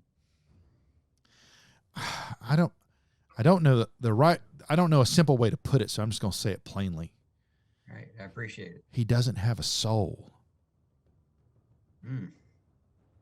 Please tell me she said that loud enough so we all heard. I mean, you've already got a sense of the kind of person she is. No, I just want to be super shocked because Jack would be super shocked. Okay, well then you probably heard that. If you tell me you were listening. Yeah. Okay. Yeah. I was probably because it wasn't like she was trying to spare Eric's feelings or anything. She just said it. Yeah. Well, he doesn't have a spit take and say it out loud. He doesn't have a soul, and now everybody has heard it. Yeah. You hear a glass break in the back. The piano music stops. Right. Yeah. So yeah, she tells you that Eric doesn't have a soul. He's one of those Barovians. That probably would just because of the things that have already happened, would probably notice that the only person in our group that wasn't completely shocked was Shoshana. I would notice that, you said? Probably. Yeah, because I'd probably be checking you out. So I would notice. So while that's happening, concurrently, we jump over to the table with the gentleman in the corner that Hal and Gunloda have gone to sit down with.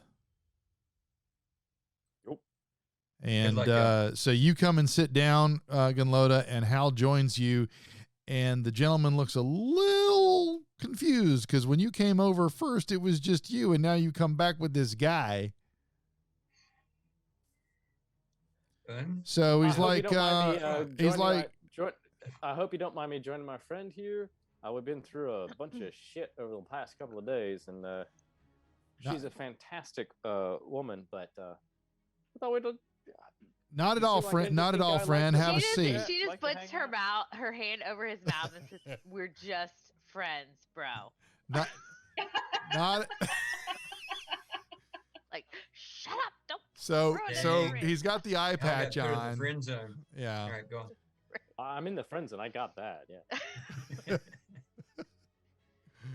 Sorry, go ahead with the. No, it's all good. He's got the eye patch on. He's sitting there looking at you guys. Like, no, it's fine. Have a seat, friend. Have a seat. Oh, thanks, So I get the sense that y'all are new here. I'm guessing that you were. Let me guess. I can probably tell you your story. Oh, please do. I love this. You were in another place, and you met Vistani, and that Vistani guided you to Barovia, and that's why you're here. I mean, you could say that. I mean, I said it. I just went and said it out loud. That's your story. Am I? Now I'm gonna bet another drink on you that I'm right. You win the bet? Wait. I will accept that bet if you can name the Vistani that sent us here. Well, it wouldn't have been any of those Kokanyes because they don't usually leave. So let me think. Gunloda has like stone cold face. She is not giving any clues. Okay. All right. I don't know what Hal's doing over there. And I'm just hold watching. on. This hold, is good. Hold this on. Is all good. Yeah, this is drama. I love it. I love it. So without giving you a name, he looks at you dead in the eyes. His with his one eye, he looks at you dead in the eyes. Wait, what color is it? Blue. Oh, it's so pretty. And he says, "How do you do?" I mean, that's pretty spot on. Yes. Eric, can we get around the drinks over here? Will that be one copper or one silver? That sounds like a pitcher to me. It sounds like a picture, yes, Yeah. please. So that's So- 2 silver. So Eric begins to fill a pitcher to bring over to the table. Excellent. So let me guess. That was good. Have you just come to the village straight from where you came from, or have you made another stop?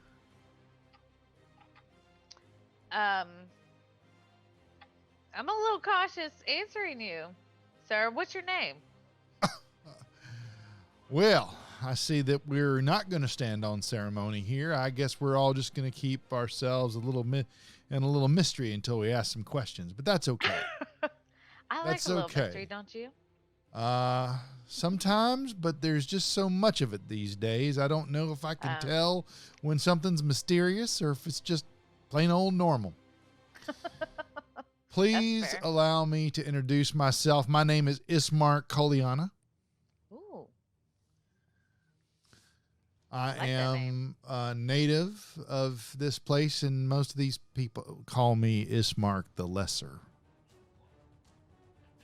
Mark with Mar or Mark? Ismark the Lesser, because my dad's name is Ismark too, and it's Oh, I thought it's because you had one less eye.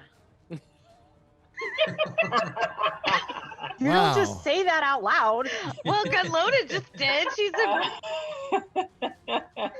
She's also under the influence of some alcohol already. This wine is potent, even though it's cheap. Yeah. Wow. You're a pretty direct woman there, aren't you? With your just saying what you feel as you feel I it, do.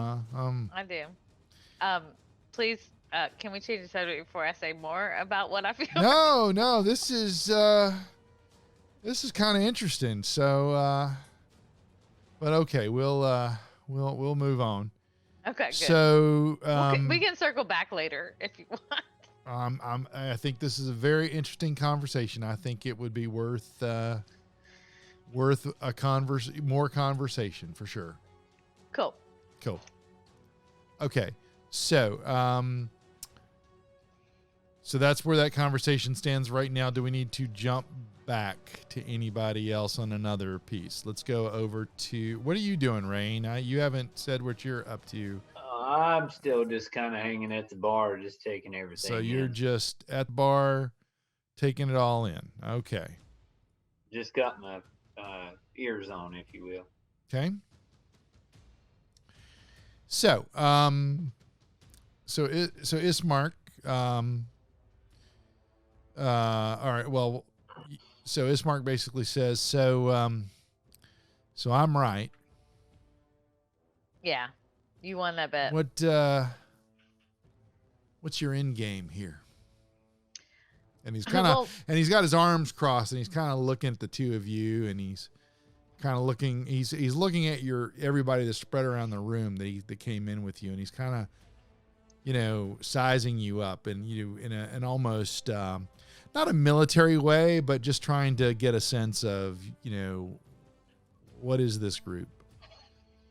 Well, I'd like to, and she looks over at Hound and kind of like looks at him and says, I'd like for you to explain this because you like the card thing, and I don't really.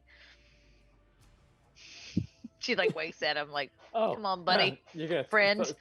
Throw me under the bus. That's what we're doing here? Okay. Well, I don't like the card thing, so I don't like to even talk about it.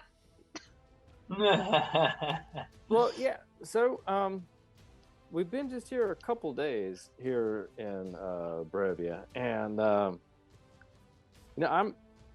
a little I'm powerful troubled about the way things just seem sort of out of balance around here.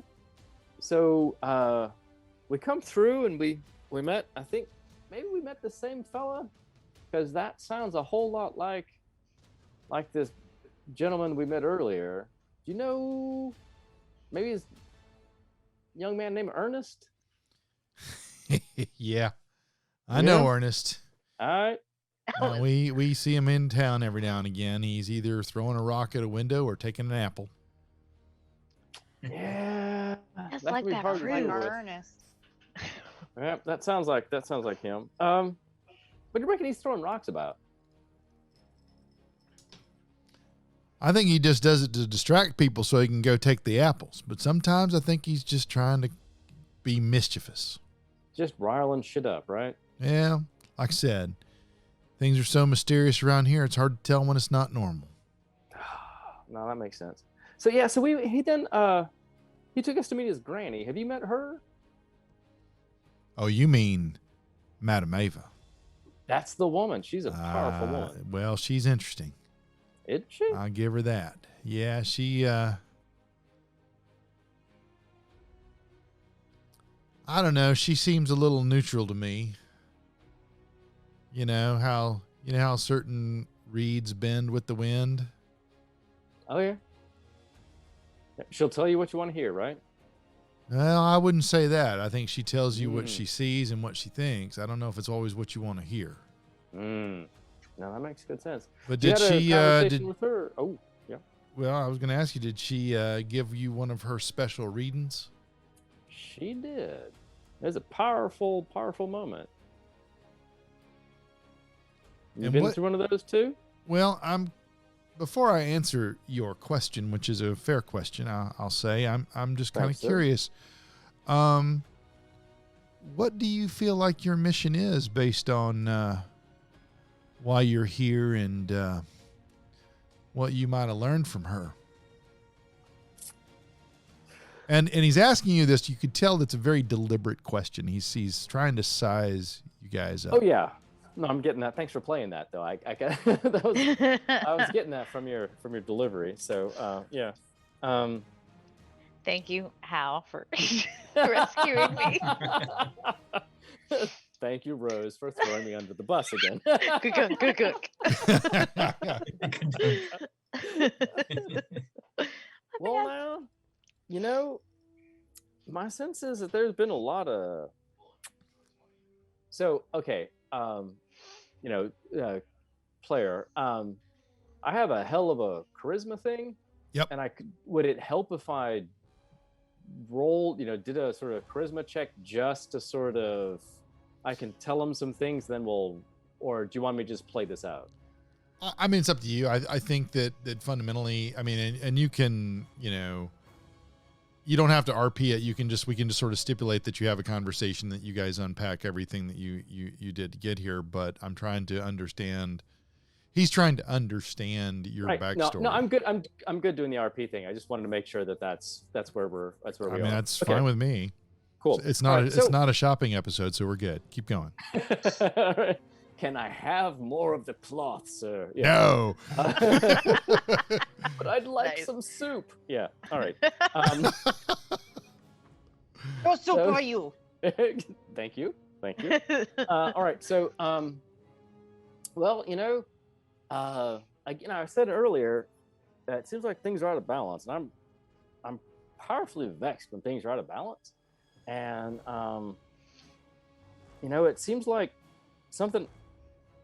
there's some folk here who would like to get that balance restored. I'm not quite sure how exactly we're supposed to do that. She gave us some ideas, but we're still trying to figure out what they all meant. I mean, those cards are a bit of a mystery, but I feel like there's some good to be done to address some of the stuff that just don't seem right. And the more I see, Eric.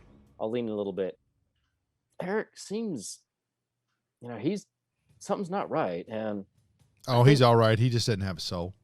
See that's not how it should be, right? A man should have a soul, and so I'm guessing you haven't tried to leave here yet, have you? See, and that maybe is another thing that I'd like to do at some point in my life. Yeah. Good luck with that. Yeah, thanks. This is Gunloda watching this conversation. So you seem like an intelligent person. Why do you think things here seem to be so out of balance? Now the Bastani we talked to, they had one name in mind. There's a man, maybe that's not quite the right word, up in Ravenloft. You probably might have much heard better at this. about and I think, so, I don't know, I hear tell that might be, if you want to leave here, that's the thing you got to go through. Well, see, I think I sized you up as being an intelligent guy and man, yeah, understanding those things. So I guess well, I got it right, but I'm also kind of screwed here, huh?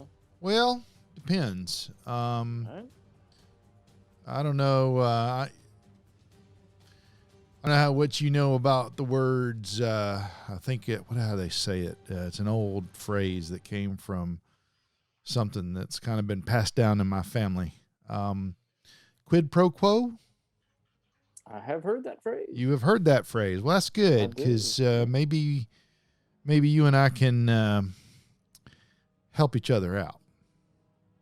Oh, all right. Now, what is it that that you might need, my friend? Well, this gentleman who we have not named, and that's probably a good thing. One doesn't say the word Voldemort lightly. Exactly. I have trained my whole life to rid this place of him, but it hasn't been easy. Because this is his domain and he sees and knows everything. But being the son of the Burgermeister, or I guess I should say now the son of the former Burgermeister, certain trainings were afforded to me that were not afforded to others. But you talk about being off balance. He has done a really good job of keeping people off balance. And as much as I would love to go take him on mano a mano, as they might say, I have got to do two things. I have got to get my sister to safety. And I have to get my father's body into the ground.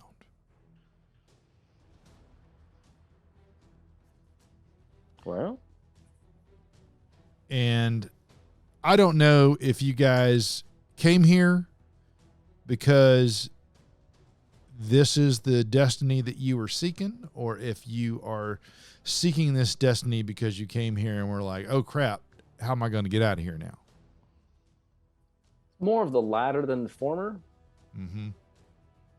But so I get that, and that's why I want to have just a frank conversation with you about this, because if we enter into some sort of quid pro quo, I'm gonna give it my all, and I can't have you guys just like, oh well, we'll do this till the going gets rough and then we'll run away.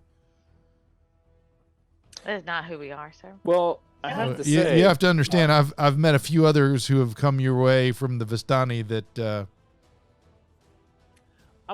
Let me tell you a little bit about myself. I'm on a personal quest. I have these. I don't want to say too much, but I've got this energy that flows through me, and I don't quite understand what it is. And it is incredible. It is deeply important. It is the core of my being to understand what this means. So I can't do that while I'm still here. So it is at the center of me to solve this. And to do that, apparently I have to get out of here. So I will do whatever I can to help you, if it'll help us. While you're having that conversation, I imagine that I'm overhearing it because I'm listening carefully and it's a small room. Mm-hmm. I'm going to get up and move over to the table. Where they are? Where this conversation is happening. I'm gonna let you finish. All right. So I'll do that. So you're like Kanye coming up to Taylor Swift. So I'll put my first of all, I'll let you finish.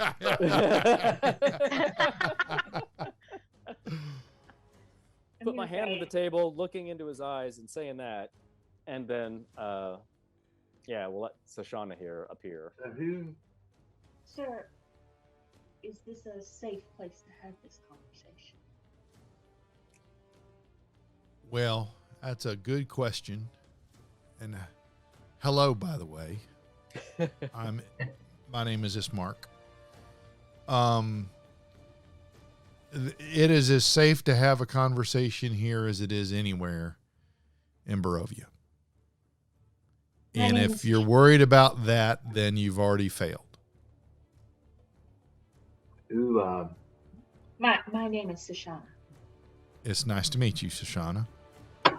So, and he turns back to Hal for a second as if to finish his thought. Yes, sir. He says, maybe we do this quid pro quo thing one step at a time. I'm a believer that you don't have friends just by adding water. You know, it's not an instant thing. You got to build a little trust, and trust comes one step at a time. Yep, that makes good sense So to me. maybe that's what we can talk about. So this conversation's gone on for a bit. I don't want to. I keep wanting to make sure that everybody's getting an opportunity at bat. And can I just say Gunloada's like this now? Sure. Okay, now you can go. We cut back over to Quill, and one of the women are just licking his ears. No, I'm kidding. I'm sorry. So I'm going to excuse myself from the table and go to where this is happening. And I'm going to say I didn't hear everything, but I heard enough. And whatever the plan is, I'm in. And the women, of course, that you left the table abruptly. I'm sure you said something nice to depart and everything as much as you could to those folks. Lead, yes. Don't lick my ears. I'm out. No. Willie on one side. There you go. Yeah. They but they're staying in their corner, but they are still doing what they were doing before, but a little bit more deliberately now because you've made contact. It's not like it's a thing now. Question. So yeah. Who has the letter?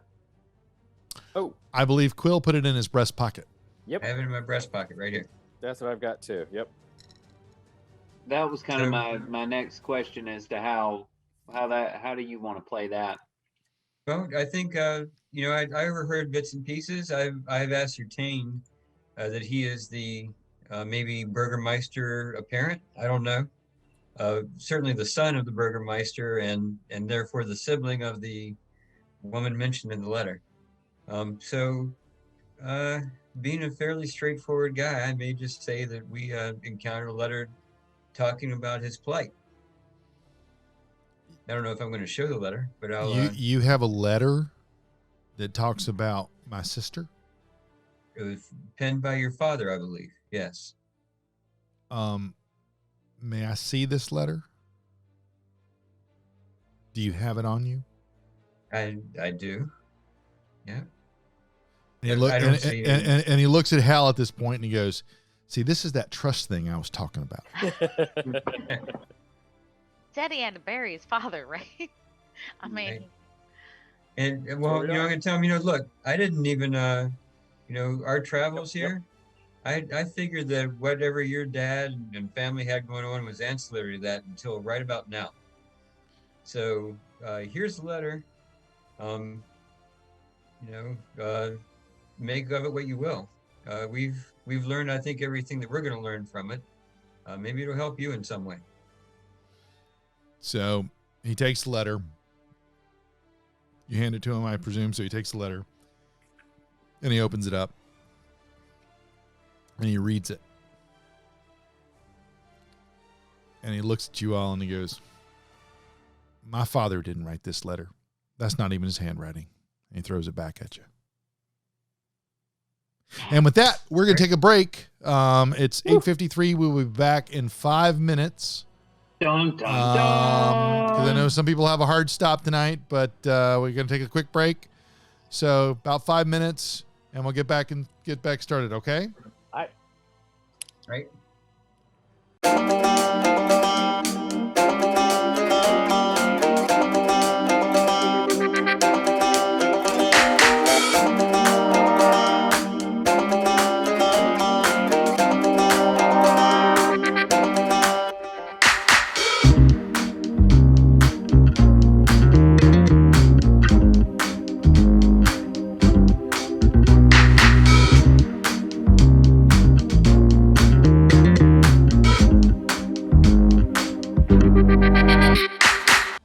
So the recordings never stop. I just had to be right back up. So anyway, so the last thing we said was that that is not my father's handwriting, and then we went to break, and now we're back. So Do you recognize him?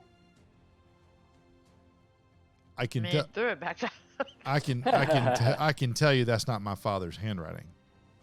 And I know that that's not in his handwriting because I know the letter that's supposed to be, and I have it in my breast pocket.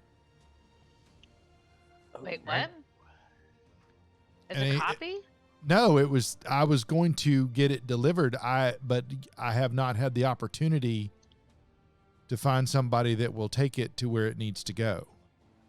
My father had this opinion that if he would to put letters at the gates of Barovia itself, that people might see them and heed his warning. And he throws the letter from his breast pocket down on the table. Let's have a look. Loda, like, Yeah, let's hear it. like smell it a little. It smells like Axe for Men. Do tell me more.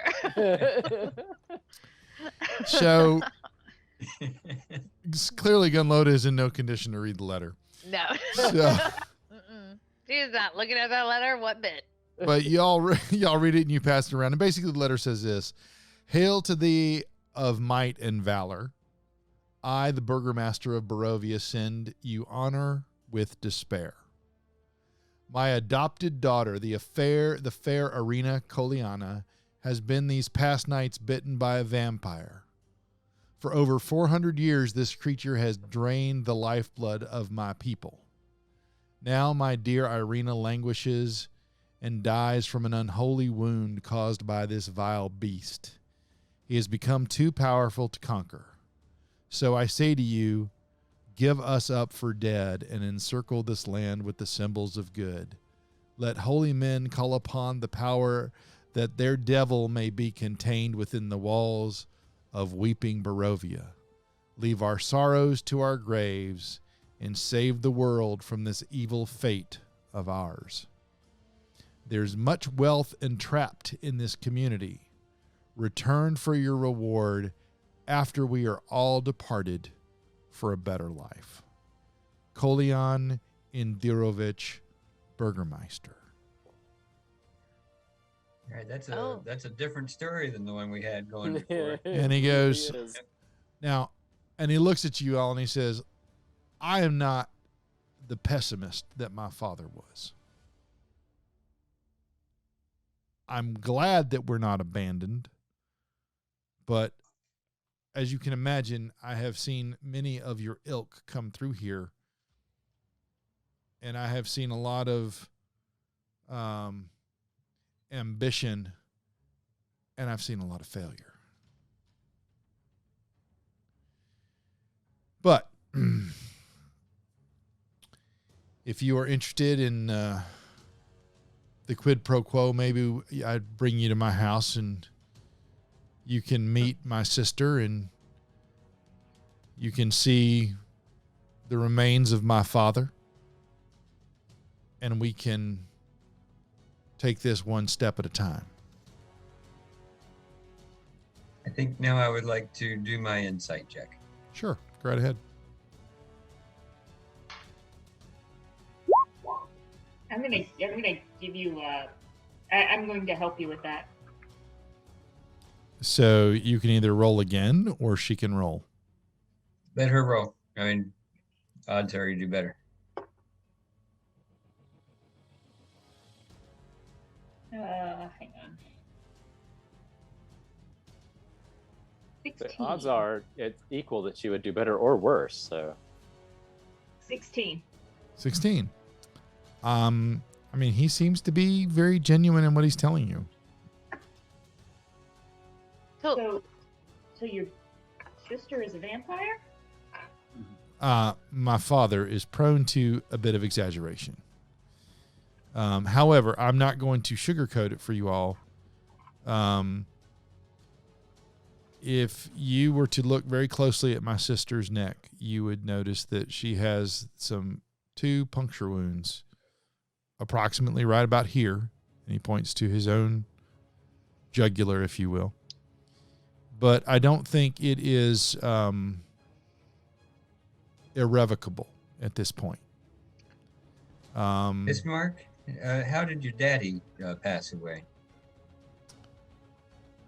That is also a fair question. I would say, do you know what it means to be scared to death? I've heard the phrase. I didn't know that it could actually happen that way. Well, yeah, when I had you, a cat that did that one. well, when you're Don't listen, Rain. When you're a more seasoned individual and you are put under a great deal of stress and certain things come to your house at night and make endeavors to get into your house, your heart rate goes up. And if your heart is not a healthy heart, then things could happen. So my guess is he was truly scared to death. And so that leaves me and my sister. And I'm on a mission to get her safely out of here. I was going to say, what is safe for your sister? Well, safe is getting away from Barovia and getting away from Ravenloft. And so there are places in the cove of Barovia, the valley, that we could go and be safe until we can figure out our next move. But she will not leave. She will not leave until Dad is in the ground. And we have found nobody in this town that is willing to help us because, you know, They don't want to mess with a vampire. They don't want to mess with the Lord of this land. And so we are kind of on our own, but in a way that is very public. I know how to say a few prayers. If I will help you with that, sir. Fine. Yes, we'll help you if you will come help us. Well, I think, you know, like I said, this is a trust building exercise. I will be very transparent with you if you'll be transparent with me. And I can't promise that the rest of my friends will come with us, but I will help you. well, I'll be as transparent with you in the following way. Y'all are the only choice I have. Well, so far in the beginning of our venture, you are the best choice so far. And the most good looking, by the way. And he looks over at you and he goes, "How do you do?" And he gives you a wink. Don't Jack, say it's that. no. Jack heard. Jack heard. Jack saw. He's not comfortable. He's he's got Gwendolyn by the neck. There you go. And he's ready. Does Jack realize that maybe, you know, Quill and or Hal have a better shot of being Loki to his Thor than you do? Listen, Jack is his own man. Jack is his own legend. He is the former lead singer and electric flutist of the band The Rolling Gnomes. He is known worldwide, despite not being remembered by anyone. And he will do what he needs to stake his claim. Oh, the finger point was a nice touch. So if y'all want to accompany me, we can. Also, just as an aside, this episode is brought to you by the Heart Association. So, American Heart Association, Heart Walk, wear the red ribbon. Yep. Yep. Thank you for their support. Okay. And dear Disney and Marvel, please do not sue us. Okay. So if y'all want to accompany me down the road, we can ease on down the road. Oh, great. Now there's another license. There's another one. No. I'm everywhere now. Get on down the road. So we can head on down there and follow the whiz. Yeah. Introduce you to my sister, and we'll take it one more step at a time and see how that goes. Loda wants to nudge at Shoshana and be like, "What was that about the wine cask and the cards? I mean, I don't like them, but I did hear about that wine cask." So you would recall from the reading I can pull it back up here. It's like a cast that a Yes. wine that So doesn't have anything in it. So what you heard was, I went to the wrong summary. 1 second, please. 1 moment, please. No, it's all good. I have so many different notes on this thing. But I should do a commercial for Notion because of Notion, I have it all ready to reference at my fingertips. Okay. So Thank you, Notion. There you go. Thank you, Notion. Notion.so. So it's the word that came out was this card. This is a card of power and strength. It tells of a weapon of vengeance, a sword of sunlight. And the card that she turned over was the merchant. And it said, seek a cask that once contained the finest wine, of which not a drop remains. I mean, we know he ain't serving the fine wine here. We do know that. That is fair. That is fair. That was why I asked. Yeah, it's fair. It was a good query. So, is there anything else you want to do in the tavern before you head down the road to? Well, here's the the thing. Indirovich? That card was the merchant. Yes. And just conveniently, there's a mercantile across the street. Oh. I actually was going to suggest that we stop at the merchant on the way. I need to pick up a couple things. Right, and the other thing is, I believe Shoshana did a check on the casks in this establishment and saw nothing correct out of the ordinary. Sorry, sometimes I just get enthralled by handsome people. Right, yeah, understandable. But nobody else would have heard that, so. That's true. That's true. Actually, I asked Rain about it, so Rain may have heard the conversation, but I kind of referred it to him. So I don't know if this cask that once held the finest thing, it could be dude's sister for all I know, right? It could be a metaphor for her lifeblood she having must been. Be at one point she was the finest wine, right? And now she's done been drained. It could be something like that, or I don't know. I think that we should go across the street and just window shop at least. You do or you do not? I do think we should do that. Okay. So, Ismark says to you, well, if that's what you all feel like you need to do, I'm going to head on to my house, and you are welcome to come join me when you're done at that establishment. I don't need anything from Build Wraths, and that's Build Wraths, by the way. Build Wraths. I don't need anything from there, and to be quite frank, going back to that transparency thing, I came here with the hopes of encountering you all because your arrival has been expected for a day or so now. And I figured you might come here first, but I really need to get back to my sister.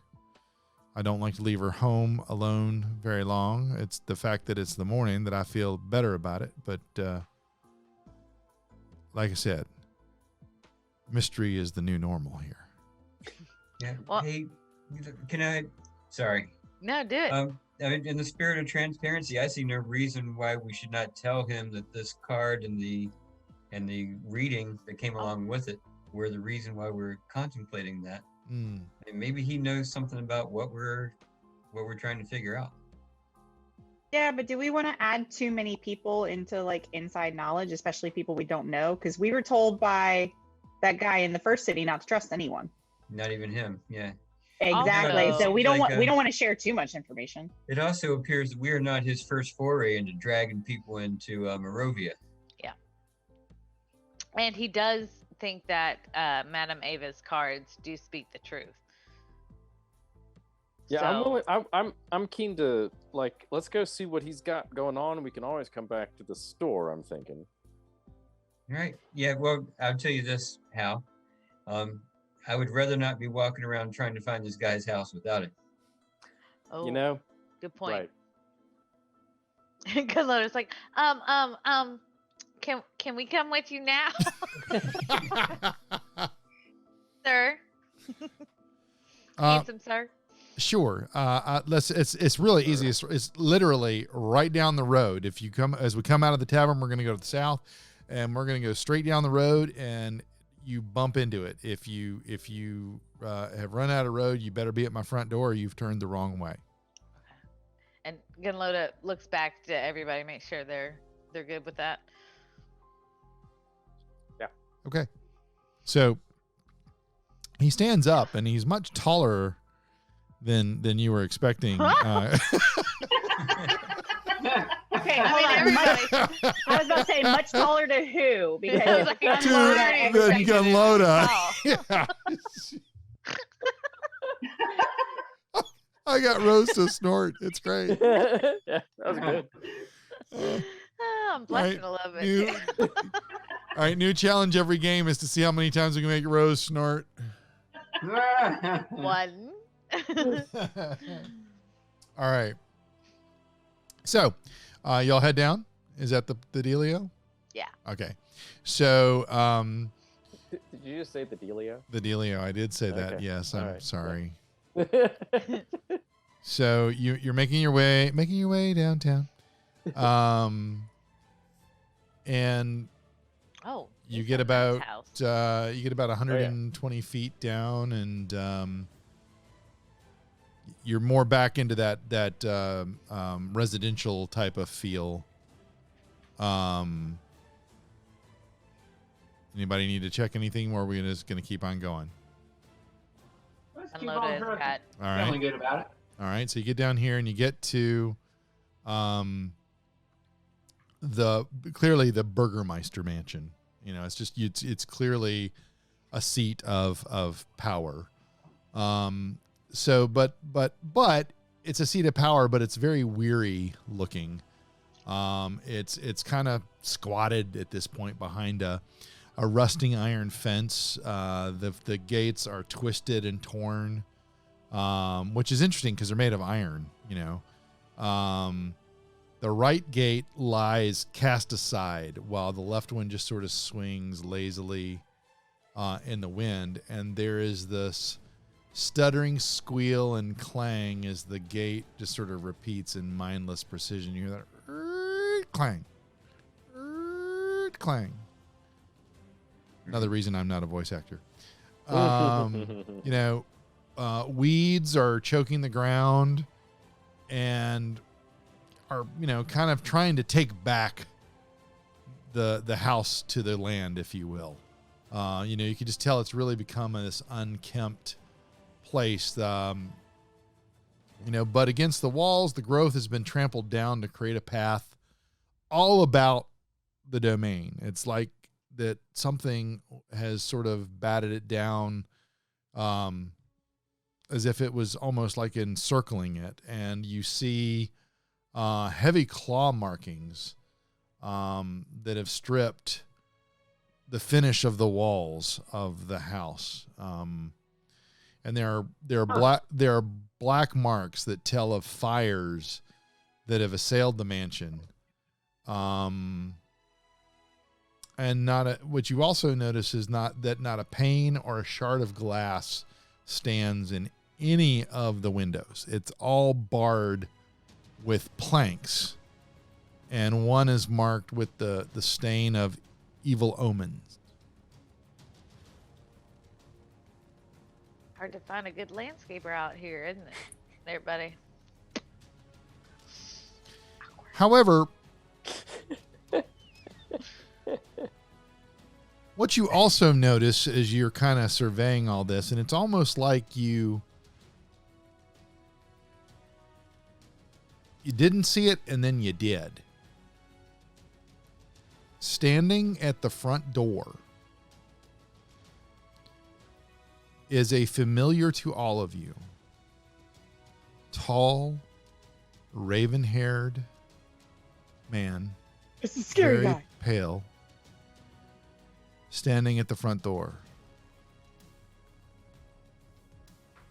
And as you all approach, he says, "Yes, Mark. I have come to pay my respects to your father. I had just heard about his passing, but your fair sister will not invite me in to pay my respects. She said she had to wait on her brother to return. Is it a Buffy thing where they need permission to come in? Well, technically that's not a Buffy thing. Yeah, boss Technically. boys. Just so you, We just don't so have the you right- know, I'm young enough to think Buffy it's a got only that Buffy from thing. somewhere else. Yeah, well, I'm not old enough to know where it came from. Yeah, Joss Whedon ripped that off. I'm guessing you didn't have to read that book in the college you went to. Anyway, keep going. So standing at the front door is clearly Strahd, and he says that, and Ismark responds, "Well, I certainly appreciate your coming by to pay your respects. We're not in a position right now to receive. We need a little more time. So I think we will save that for another time." And Strahd looks at him, and Strahd looks at all of you, and he says, "Very well. You're not going anywhere." And then he looks at the rest of you and says, "We meet again. I hope you are enjoying your stay. Clearly you've met some connected people." Yeah, you guys all seem small town enough that you probably know everybody. And he just leers in your direction and doesn't even respond to your snark. And he, without saying another word, he just begins to walk back through you towards the gate. Gunloaded bites her tongue. Now, Quill and Shoshana would have noticed that Ismark was very tense despite how cool he delivered that response. But Ismark, his eyes don't leave Strahd as he goes past him and goes out the gate, and he keeps an eye on him as he goes down the street until the mists. He's so far into the mist that all you see at that point is a shadow as it moves away. And Ismark looks at you all and he says, "My friends, there's a time and a place for a fight. I appreciate you not taking this time to make that move." Well, Ismark, I think it was pretty gutsy, you turning him away. And I was looking for your, I'm your guest. I was looking for your cue. If you would have wanted to throw, we would have tried. But it seems there's a lot of learning we got to do about how we might approach that. Well, I'm just not used to him. Did not expect him to be here, and this is why I don't like to stay away too long. So I'm anxious to get inside and check on Arena. So he throws open the front door and enters in. But he bursts in, but he still has his hand on that door as you all come in. And as I assume y'all go in. I mean, if he wants us to follow him, we'll go. Yeah, you went, of course, but the rest of you, do you go? I'm going. All right. I'm probably gonna be at the back of the line. I'm getting a little scared. I'm gonna cast Divine Sense. Divine Sense? Yes. You can detect good and evil. You can sense anything affected by the hallowed spell or know the location of a celestial fiend or undead. Okay. Within 60 feet. Within 60 feet. Yeah, you don't get a beat on that. How long does that last? 10 minutes? against 1 minute.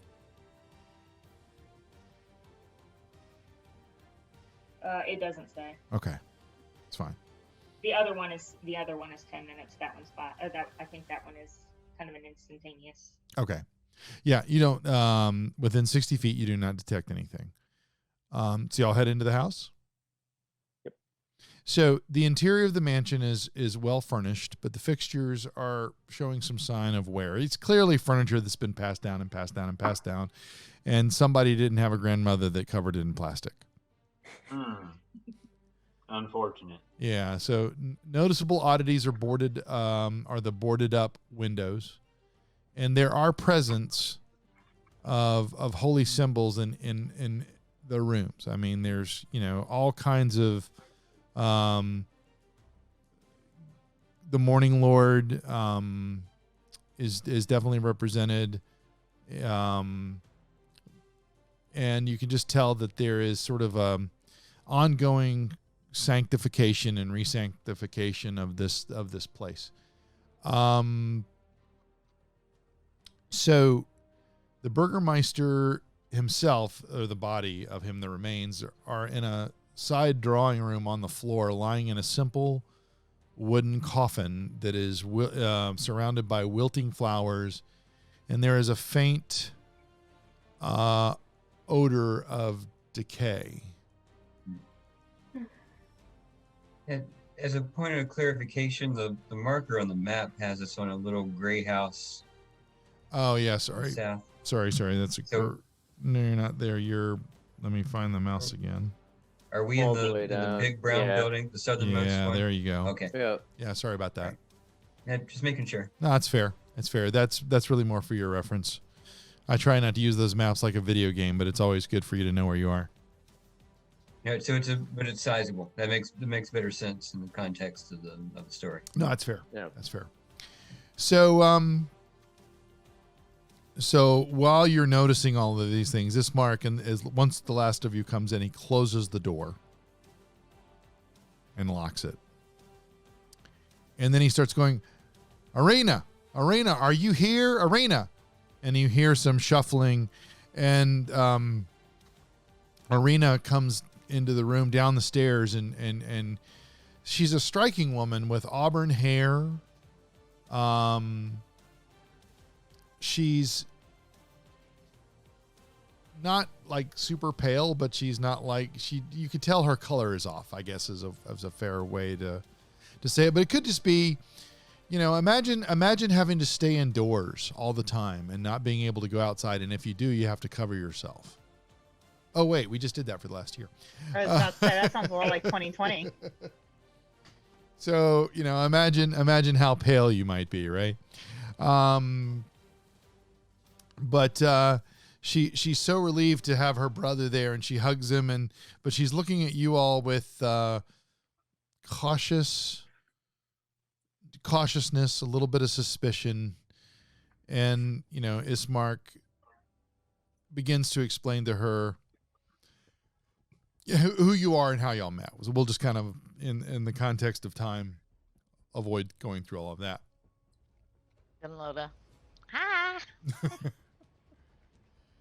And Irina, her accent is not like Ismark's. It's a little more neutral. She's like, well, I'm sure that a friend of Ismark's is a friend of mine. So welcome to our home. It was. I'm sorry. I'm flustered. I was not expecting him of all people today, and Ismark, it was so hard. I know you told me not to let him in the house, and I was really trying hard, but I almost gave in and opened up the door and invited him in, and I felt like I couldn't control myself. Do you know what that's like? So that's, yeah. So you meet Arena. Well, Gunloda just wants to say how proud she is that she didn't let him in, because that must have been hard. Well, it's like my dad and my brother have always told me, no means no. That's right. That's and right. I just changed her accent. I shouldn't have done that. No means no. You know, I'm sorry. Being around my brother, sometimes it just comes out. You know how it is when you get around family? Yes. Yes, I do. Passing the line over Gastonia. Yeah. To Gastonia. Gee, Vegas. So, it seems that y'all are here to help bury my father so we can leave this dreadful place. Yes. Yeah. First, let's get your dad properly put in the ground. I think it's first order of business, right? Do you have a place to put him? Well, Ismark says, well, there's a church on the other side of town, north of here. If we go right up this road, there's a church here in Barovia, and Father Donovich is the priest there, and there is a cemetery, and that is where all the burgermeisters have been interred. And so there is a place that we need to take him to, and then from there we can try to leave and make our way towards the west and see if we can find some refuge and some allies and think about what we can do to end this one way or the other. It's either going to end this or it's going to end me. And us. And of course, Irina at that point is like, Ismark, do not talk like that. I gotta have to establish a consistent accent for her. Ismark, don't talk like that. Surely that will not happen. We will succeed. I know we will. I'm confident that we will succeed. Okay, I have it now. Again, we are not voice actors. Is the spot prepared? Speak for yourself. Well, I'm hopeful that it is. Well, it's really a sort of a crypt more than a plot.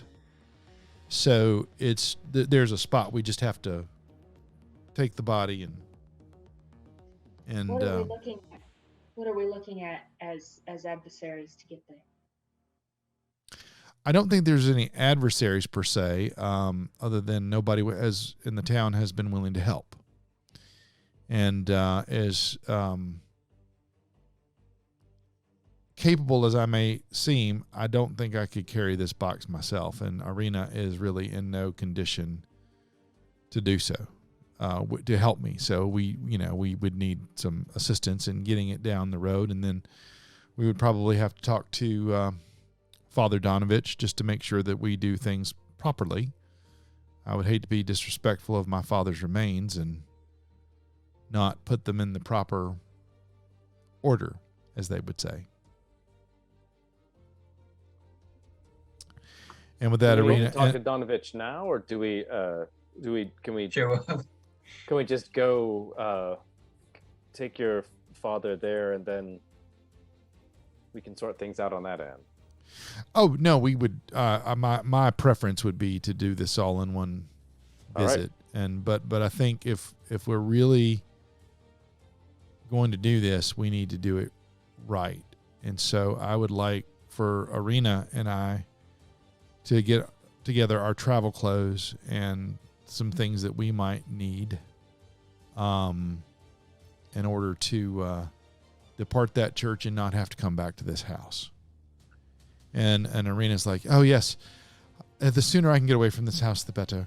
You don't know what it's been like. We have had wolves, and I call them demons. I don't know what they are, constantly berating us at night. It's really what the constant barrage of psychological warfare is clearly what did in my father. I don't want to stay here any longer. I wonder if I might ask of you a favor. Do you happen to have a small bell available in the house? A small what? Bell? Bell? Bell. Like ding ding. Ding ding. With the trolley. Yeah. Ding, ding, ding, ding, ding. Clearing with the bell. Thank you. And where did goes Rose heartstrings? Okay, sorry. I was gonna make an Ismark Thor thing, but I didn't. It was there. I know. Make an investigation check. She has to investigate. Well, I'm just trying to. I'm find something trying in to. someone like that doesn't. I know. I'm trying to think of the right role that would tell us whether or not she's going to find a bell. Well, I was asking. I understand that. I'd still like you to give me a roll. I got it too. A 2. I'm just criticizing his DM skills. Thank you. Welcome. Noted. Right. The 2 plus. Yeah, it's a 2 + 0. Oh. Yeah, Oh, okay. So, Arena with a 2, Arena says, I'm sure at one time we had one because, we used to summon people. But it's been, I'm not sure. Hold on now. I was just liking them. Come on now. You're having problems with wolves and demons, and here you go summoning people? Come on. Where do you think they came from? So totally if I could understand that, why can't you? Jack is used to making comments like this and having women ignore him like he's not even in the room. And that's pretty much what Irina does there. Yeah. So she goes, there might be one. I'd have to go look in the one of the rooms that I don't know a polite way to say this. We had staff that we don't have any longer. Once lived, and I'll see if there's maybe a bell there. Will that suit? Well, or if you'd like, while you're preparing, if you give me a general direction, I could look. Upstairs. If you'd like. Sure. No. Time of the essence, of course. Here, come with me, and she leads you, just you, I guess, up the stairs, and she points down a hallway to some rooms. And says, look in those rooms, and there's some dressers that you might find one in there. I'm going to go ahead and get my traveling cloak and any other things that I need to bring. And a little holy water, that would be useful too. I don't think I'm going to have that, but that doesn't mean that there won't be some at the church. Obviously. Thank you. No, my pleasure. And sounds very sweet. This is where it turns into Jane Austen now. You have Mr. Darcy and his little sister. Well done. So I'm just figuring out how many tropes can we bring into this whole thing before somebody. It's a dense episode for that. Yeah. I'm eventually going to get a cease and desist letter from somebody.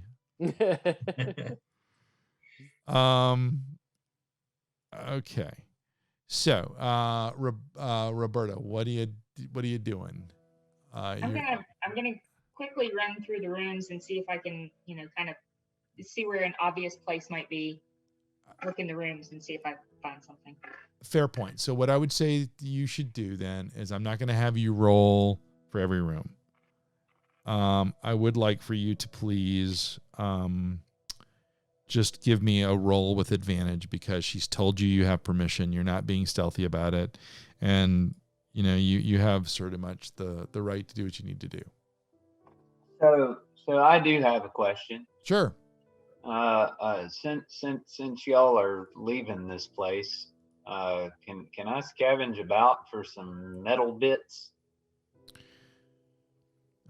Sure, friend. I don't plan to come back, and if you find something here that you think is useful, there's obviously back towards there, and he kind of points towards like a kitchen area.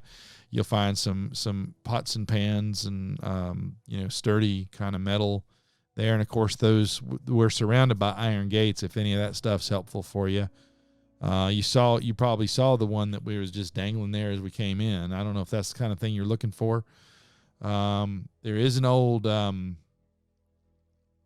had a blacksmith at one point, and there's some stuff out there in the back that might be some stuff like some smelting tools or I don't know the right terminology because I'm clearly not a blacksmith, but there might be some things out there that can help you. Well, that sounds like just the thing I'm looking for. So I'm gonna go check. I'm gonna go check that out. Yeah, same thing. Bit of a tinkerer slash smith myself. So. Oh, I can see that you all are bringing your gifts to this party, so to speak. We try. I'm guessing I found nothing. I got a 6. I said roll with advantage. I got a 5 and a 6. Ah. Now, Okay. If I can use my perception instead of my investigation. No, but I think this is the way we'll play it. After searching all of the rooms, because each room you find nothing. Although in one room you do get a minor little splinter from the dresser because it was not well kept, and you get a little splinter in your finger. You know, the kind that's really just small and kind of annoying. But finally, in the last room, you look around and you still haven't found a bell. But then as you turn around, you see a bell hanging on a wall with a string.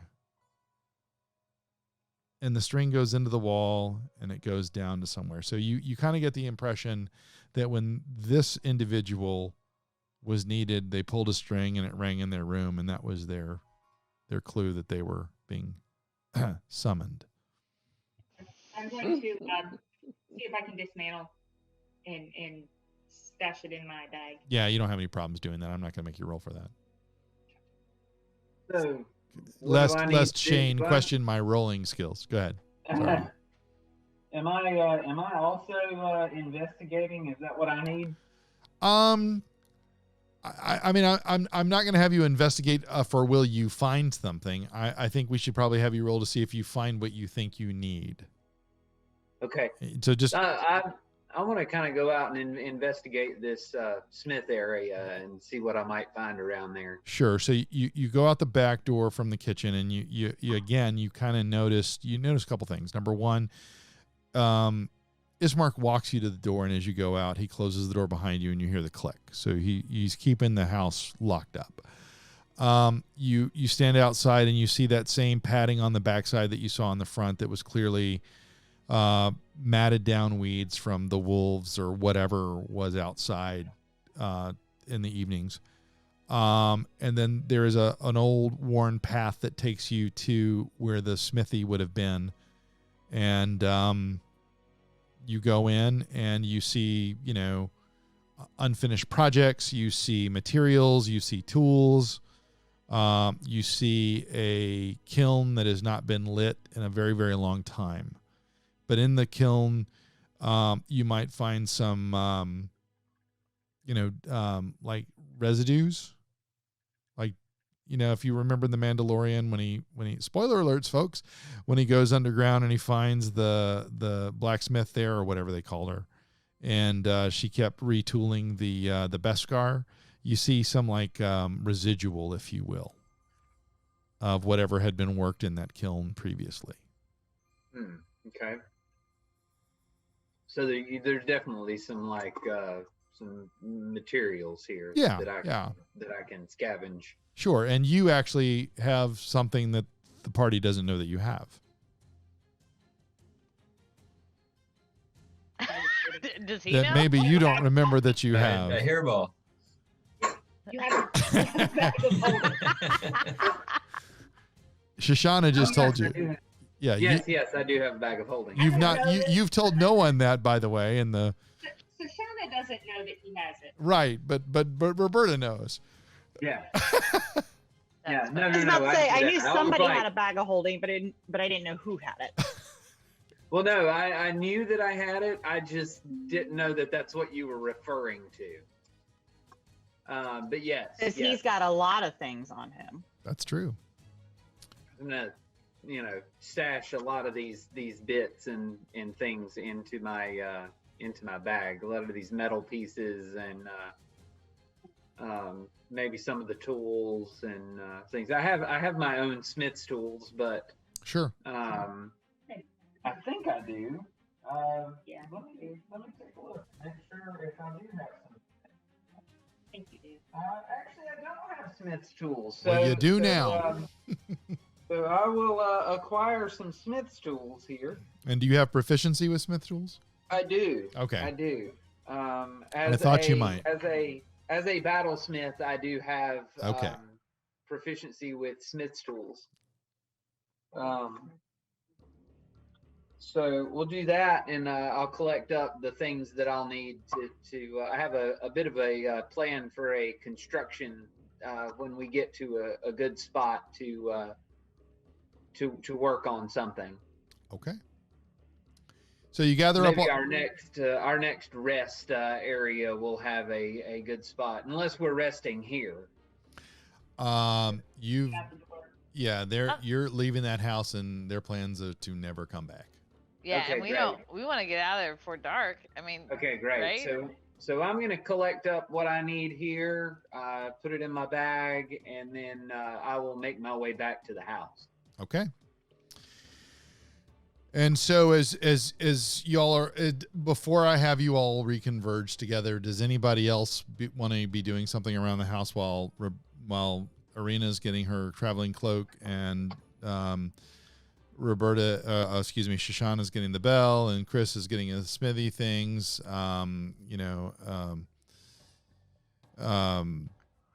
Ismark is trying to pay attention to the people that are outside coming back in, and the DM's trying to remember the accent that he used for Arena.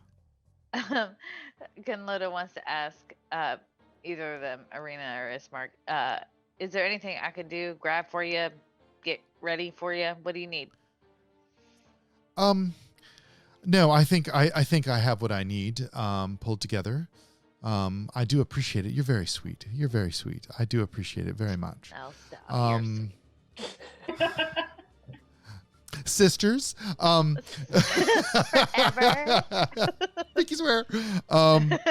No. But I will say this.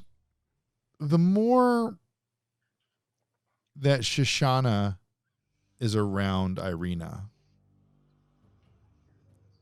there's something very familiar about her that you can't quite put your finger on quite yet. Is it? And it's not vampire. And it's gnawing at you just a little bit, almost as if it's gnawing you from the inside. Not in a literal way. Right. But just note that. But yeah, so she comes down and she's a couple things. Number one, she is wearing a cloak that's very much a traveling cloak. Think about when Maria and Captain Von Trapp are taking the kids and they're getting ready to get out of Switzerland. Everybody's got those traveling coats on as they're hiding in the cemetery. Hey, you're going to a cemetery. Cool. I got to figure out, is there a Rolf in here? Anyway. So she's ready to go. Now that Ismark has let Rain back in the house and has locked the door once again, he says, 1 minute, friends, and he goes and he grabs a bag that he's clearly had. It's not really a bag. It's more like a satchel that he would put over him. He puts on his own traveling cloak, and both of them have weapons that are like personal weapons, like a rapier kind of thing. Although what you notice about Arena is that it's not really a rapier as much as it is like she's got a longsword. And then you kind of see as she throws on and over her coat, but in a subtle way, there's like this light crossbow that's just kind of thrown over her back. Hey, She's girl, packing. stay. Well, I mean, this is like country gentry, you know. But I mean, she's Heck clearly of a dirge. Let's do it. yeah. So they've clearly gathered what they needed, and so a couple things. Who is going to help carry the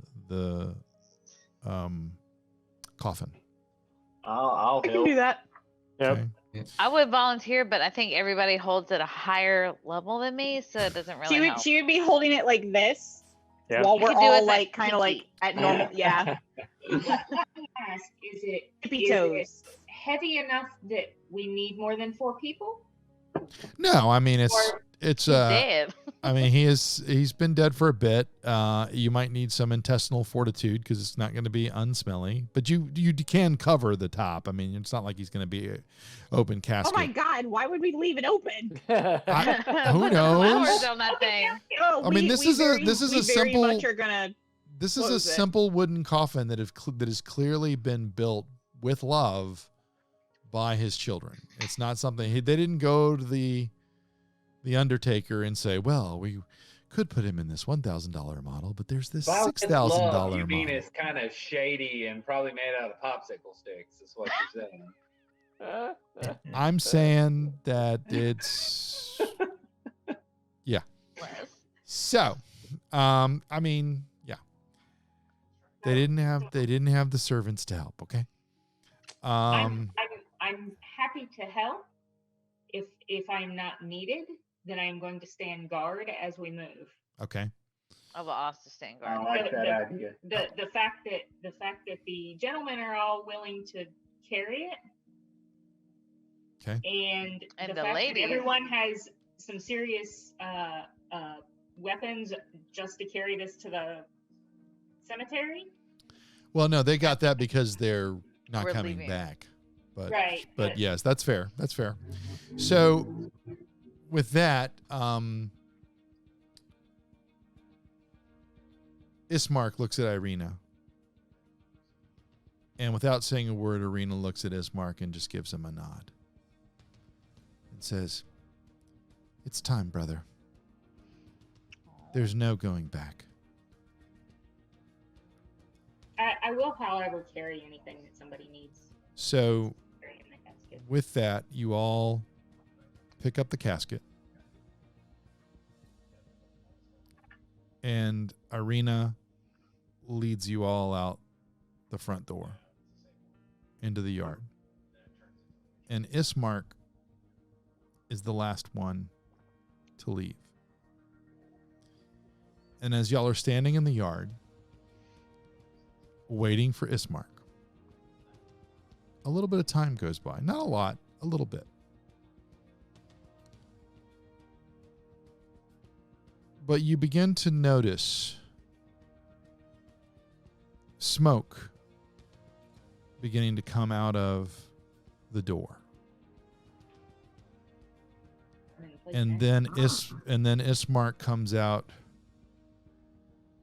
of the front door and he looks at Irina and he says, "It's done.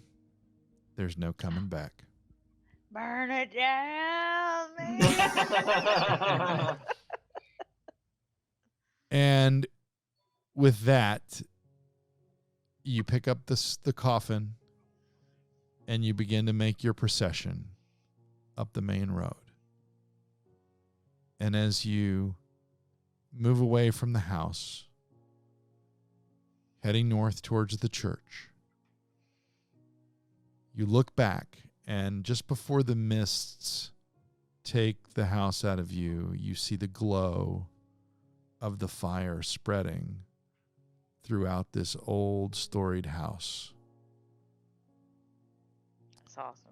And that's where we're going to leave it tonight because some people got to get up early All right. tomorrow. In a Right. couple hours. You know, eventually you guys are going to fight something, but you got to roll better. Whoa, now. Hey, now. It's No, just no, me. this is don't hate on the rest of the party. no. Wait, I rolled This a is two. 3 or 4 folks.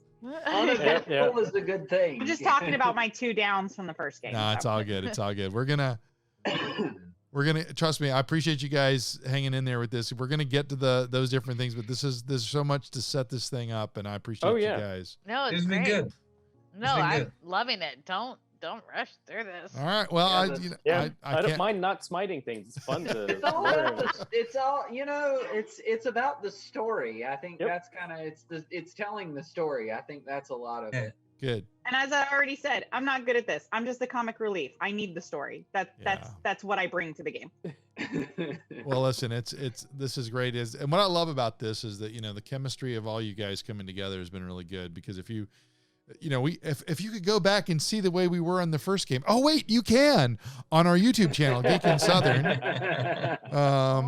Shameless plug. Yeah, well, not so shameless. It's what I do. No, but seriously, I think this is what I love about this is I to me as I thought about putting this together and streaming the game, and one day we might actually do it live as we continue the Shakedown cruise. Because I don't have a problem flipping the switch on Twitch while we were still recorded and put it on YouTube later. But the thing is that what I love about this is that this is almost like a study on how to do this kind of thing online. And part of that is the mechanical stuff, the technical things that make it possible for, Todd to be in Richmond and James to be in Spartanburg and the rest of us being around Charlotte in an orbital kind of way. But on the other hand, it's all being at work. Yeah. Exactly. Being at the game store that we love, but it's also kind of cool too, because it's all about how a group of people that really didn't know each other come together and build a chemistry. Because, when you're in a group where there's not chemistry, that's not fun. And I've been blessed to be in a couple of groups where the chemistry is really good. And you guys are, I think, I know from where I'm sitting, are doing great. Oh my God. Hal just rescued Gunloda from that horrible conversation where she was going to mess that up, even though he has tire tracks on the back. It's all right. Well, I can say that I've certainly enjoyed getting to know all of y'all. So I expect it's going to be a lot of fun. I was so tempted when you were there at the end, Gunloda, to have Ismark pat you on the head. For saying that it was too tall to carry. You would have gotten another snort. I'll tell you that. So we'll be back in 2 weeks. This is great. Looking forward to continuing the story. We will pick it up in the village of Barovia, headed up to the church where you guys are going to meet Father Donovich. All right. Yeah.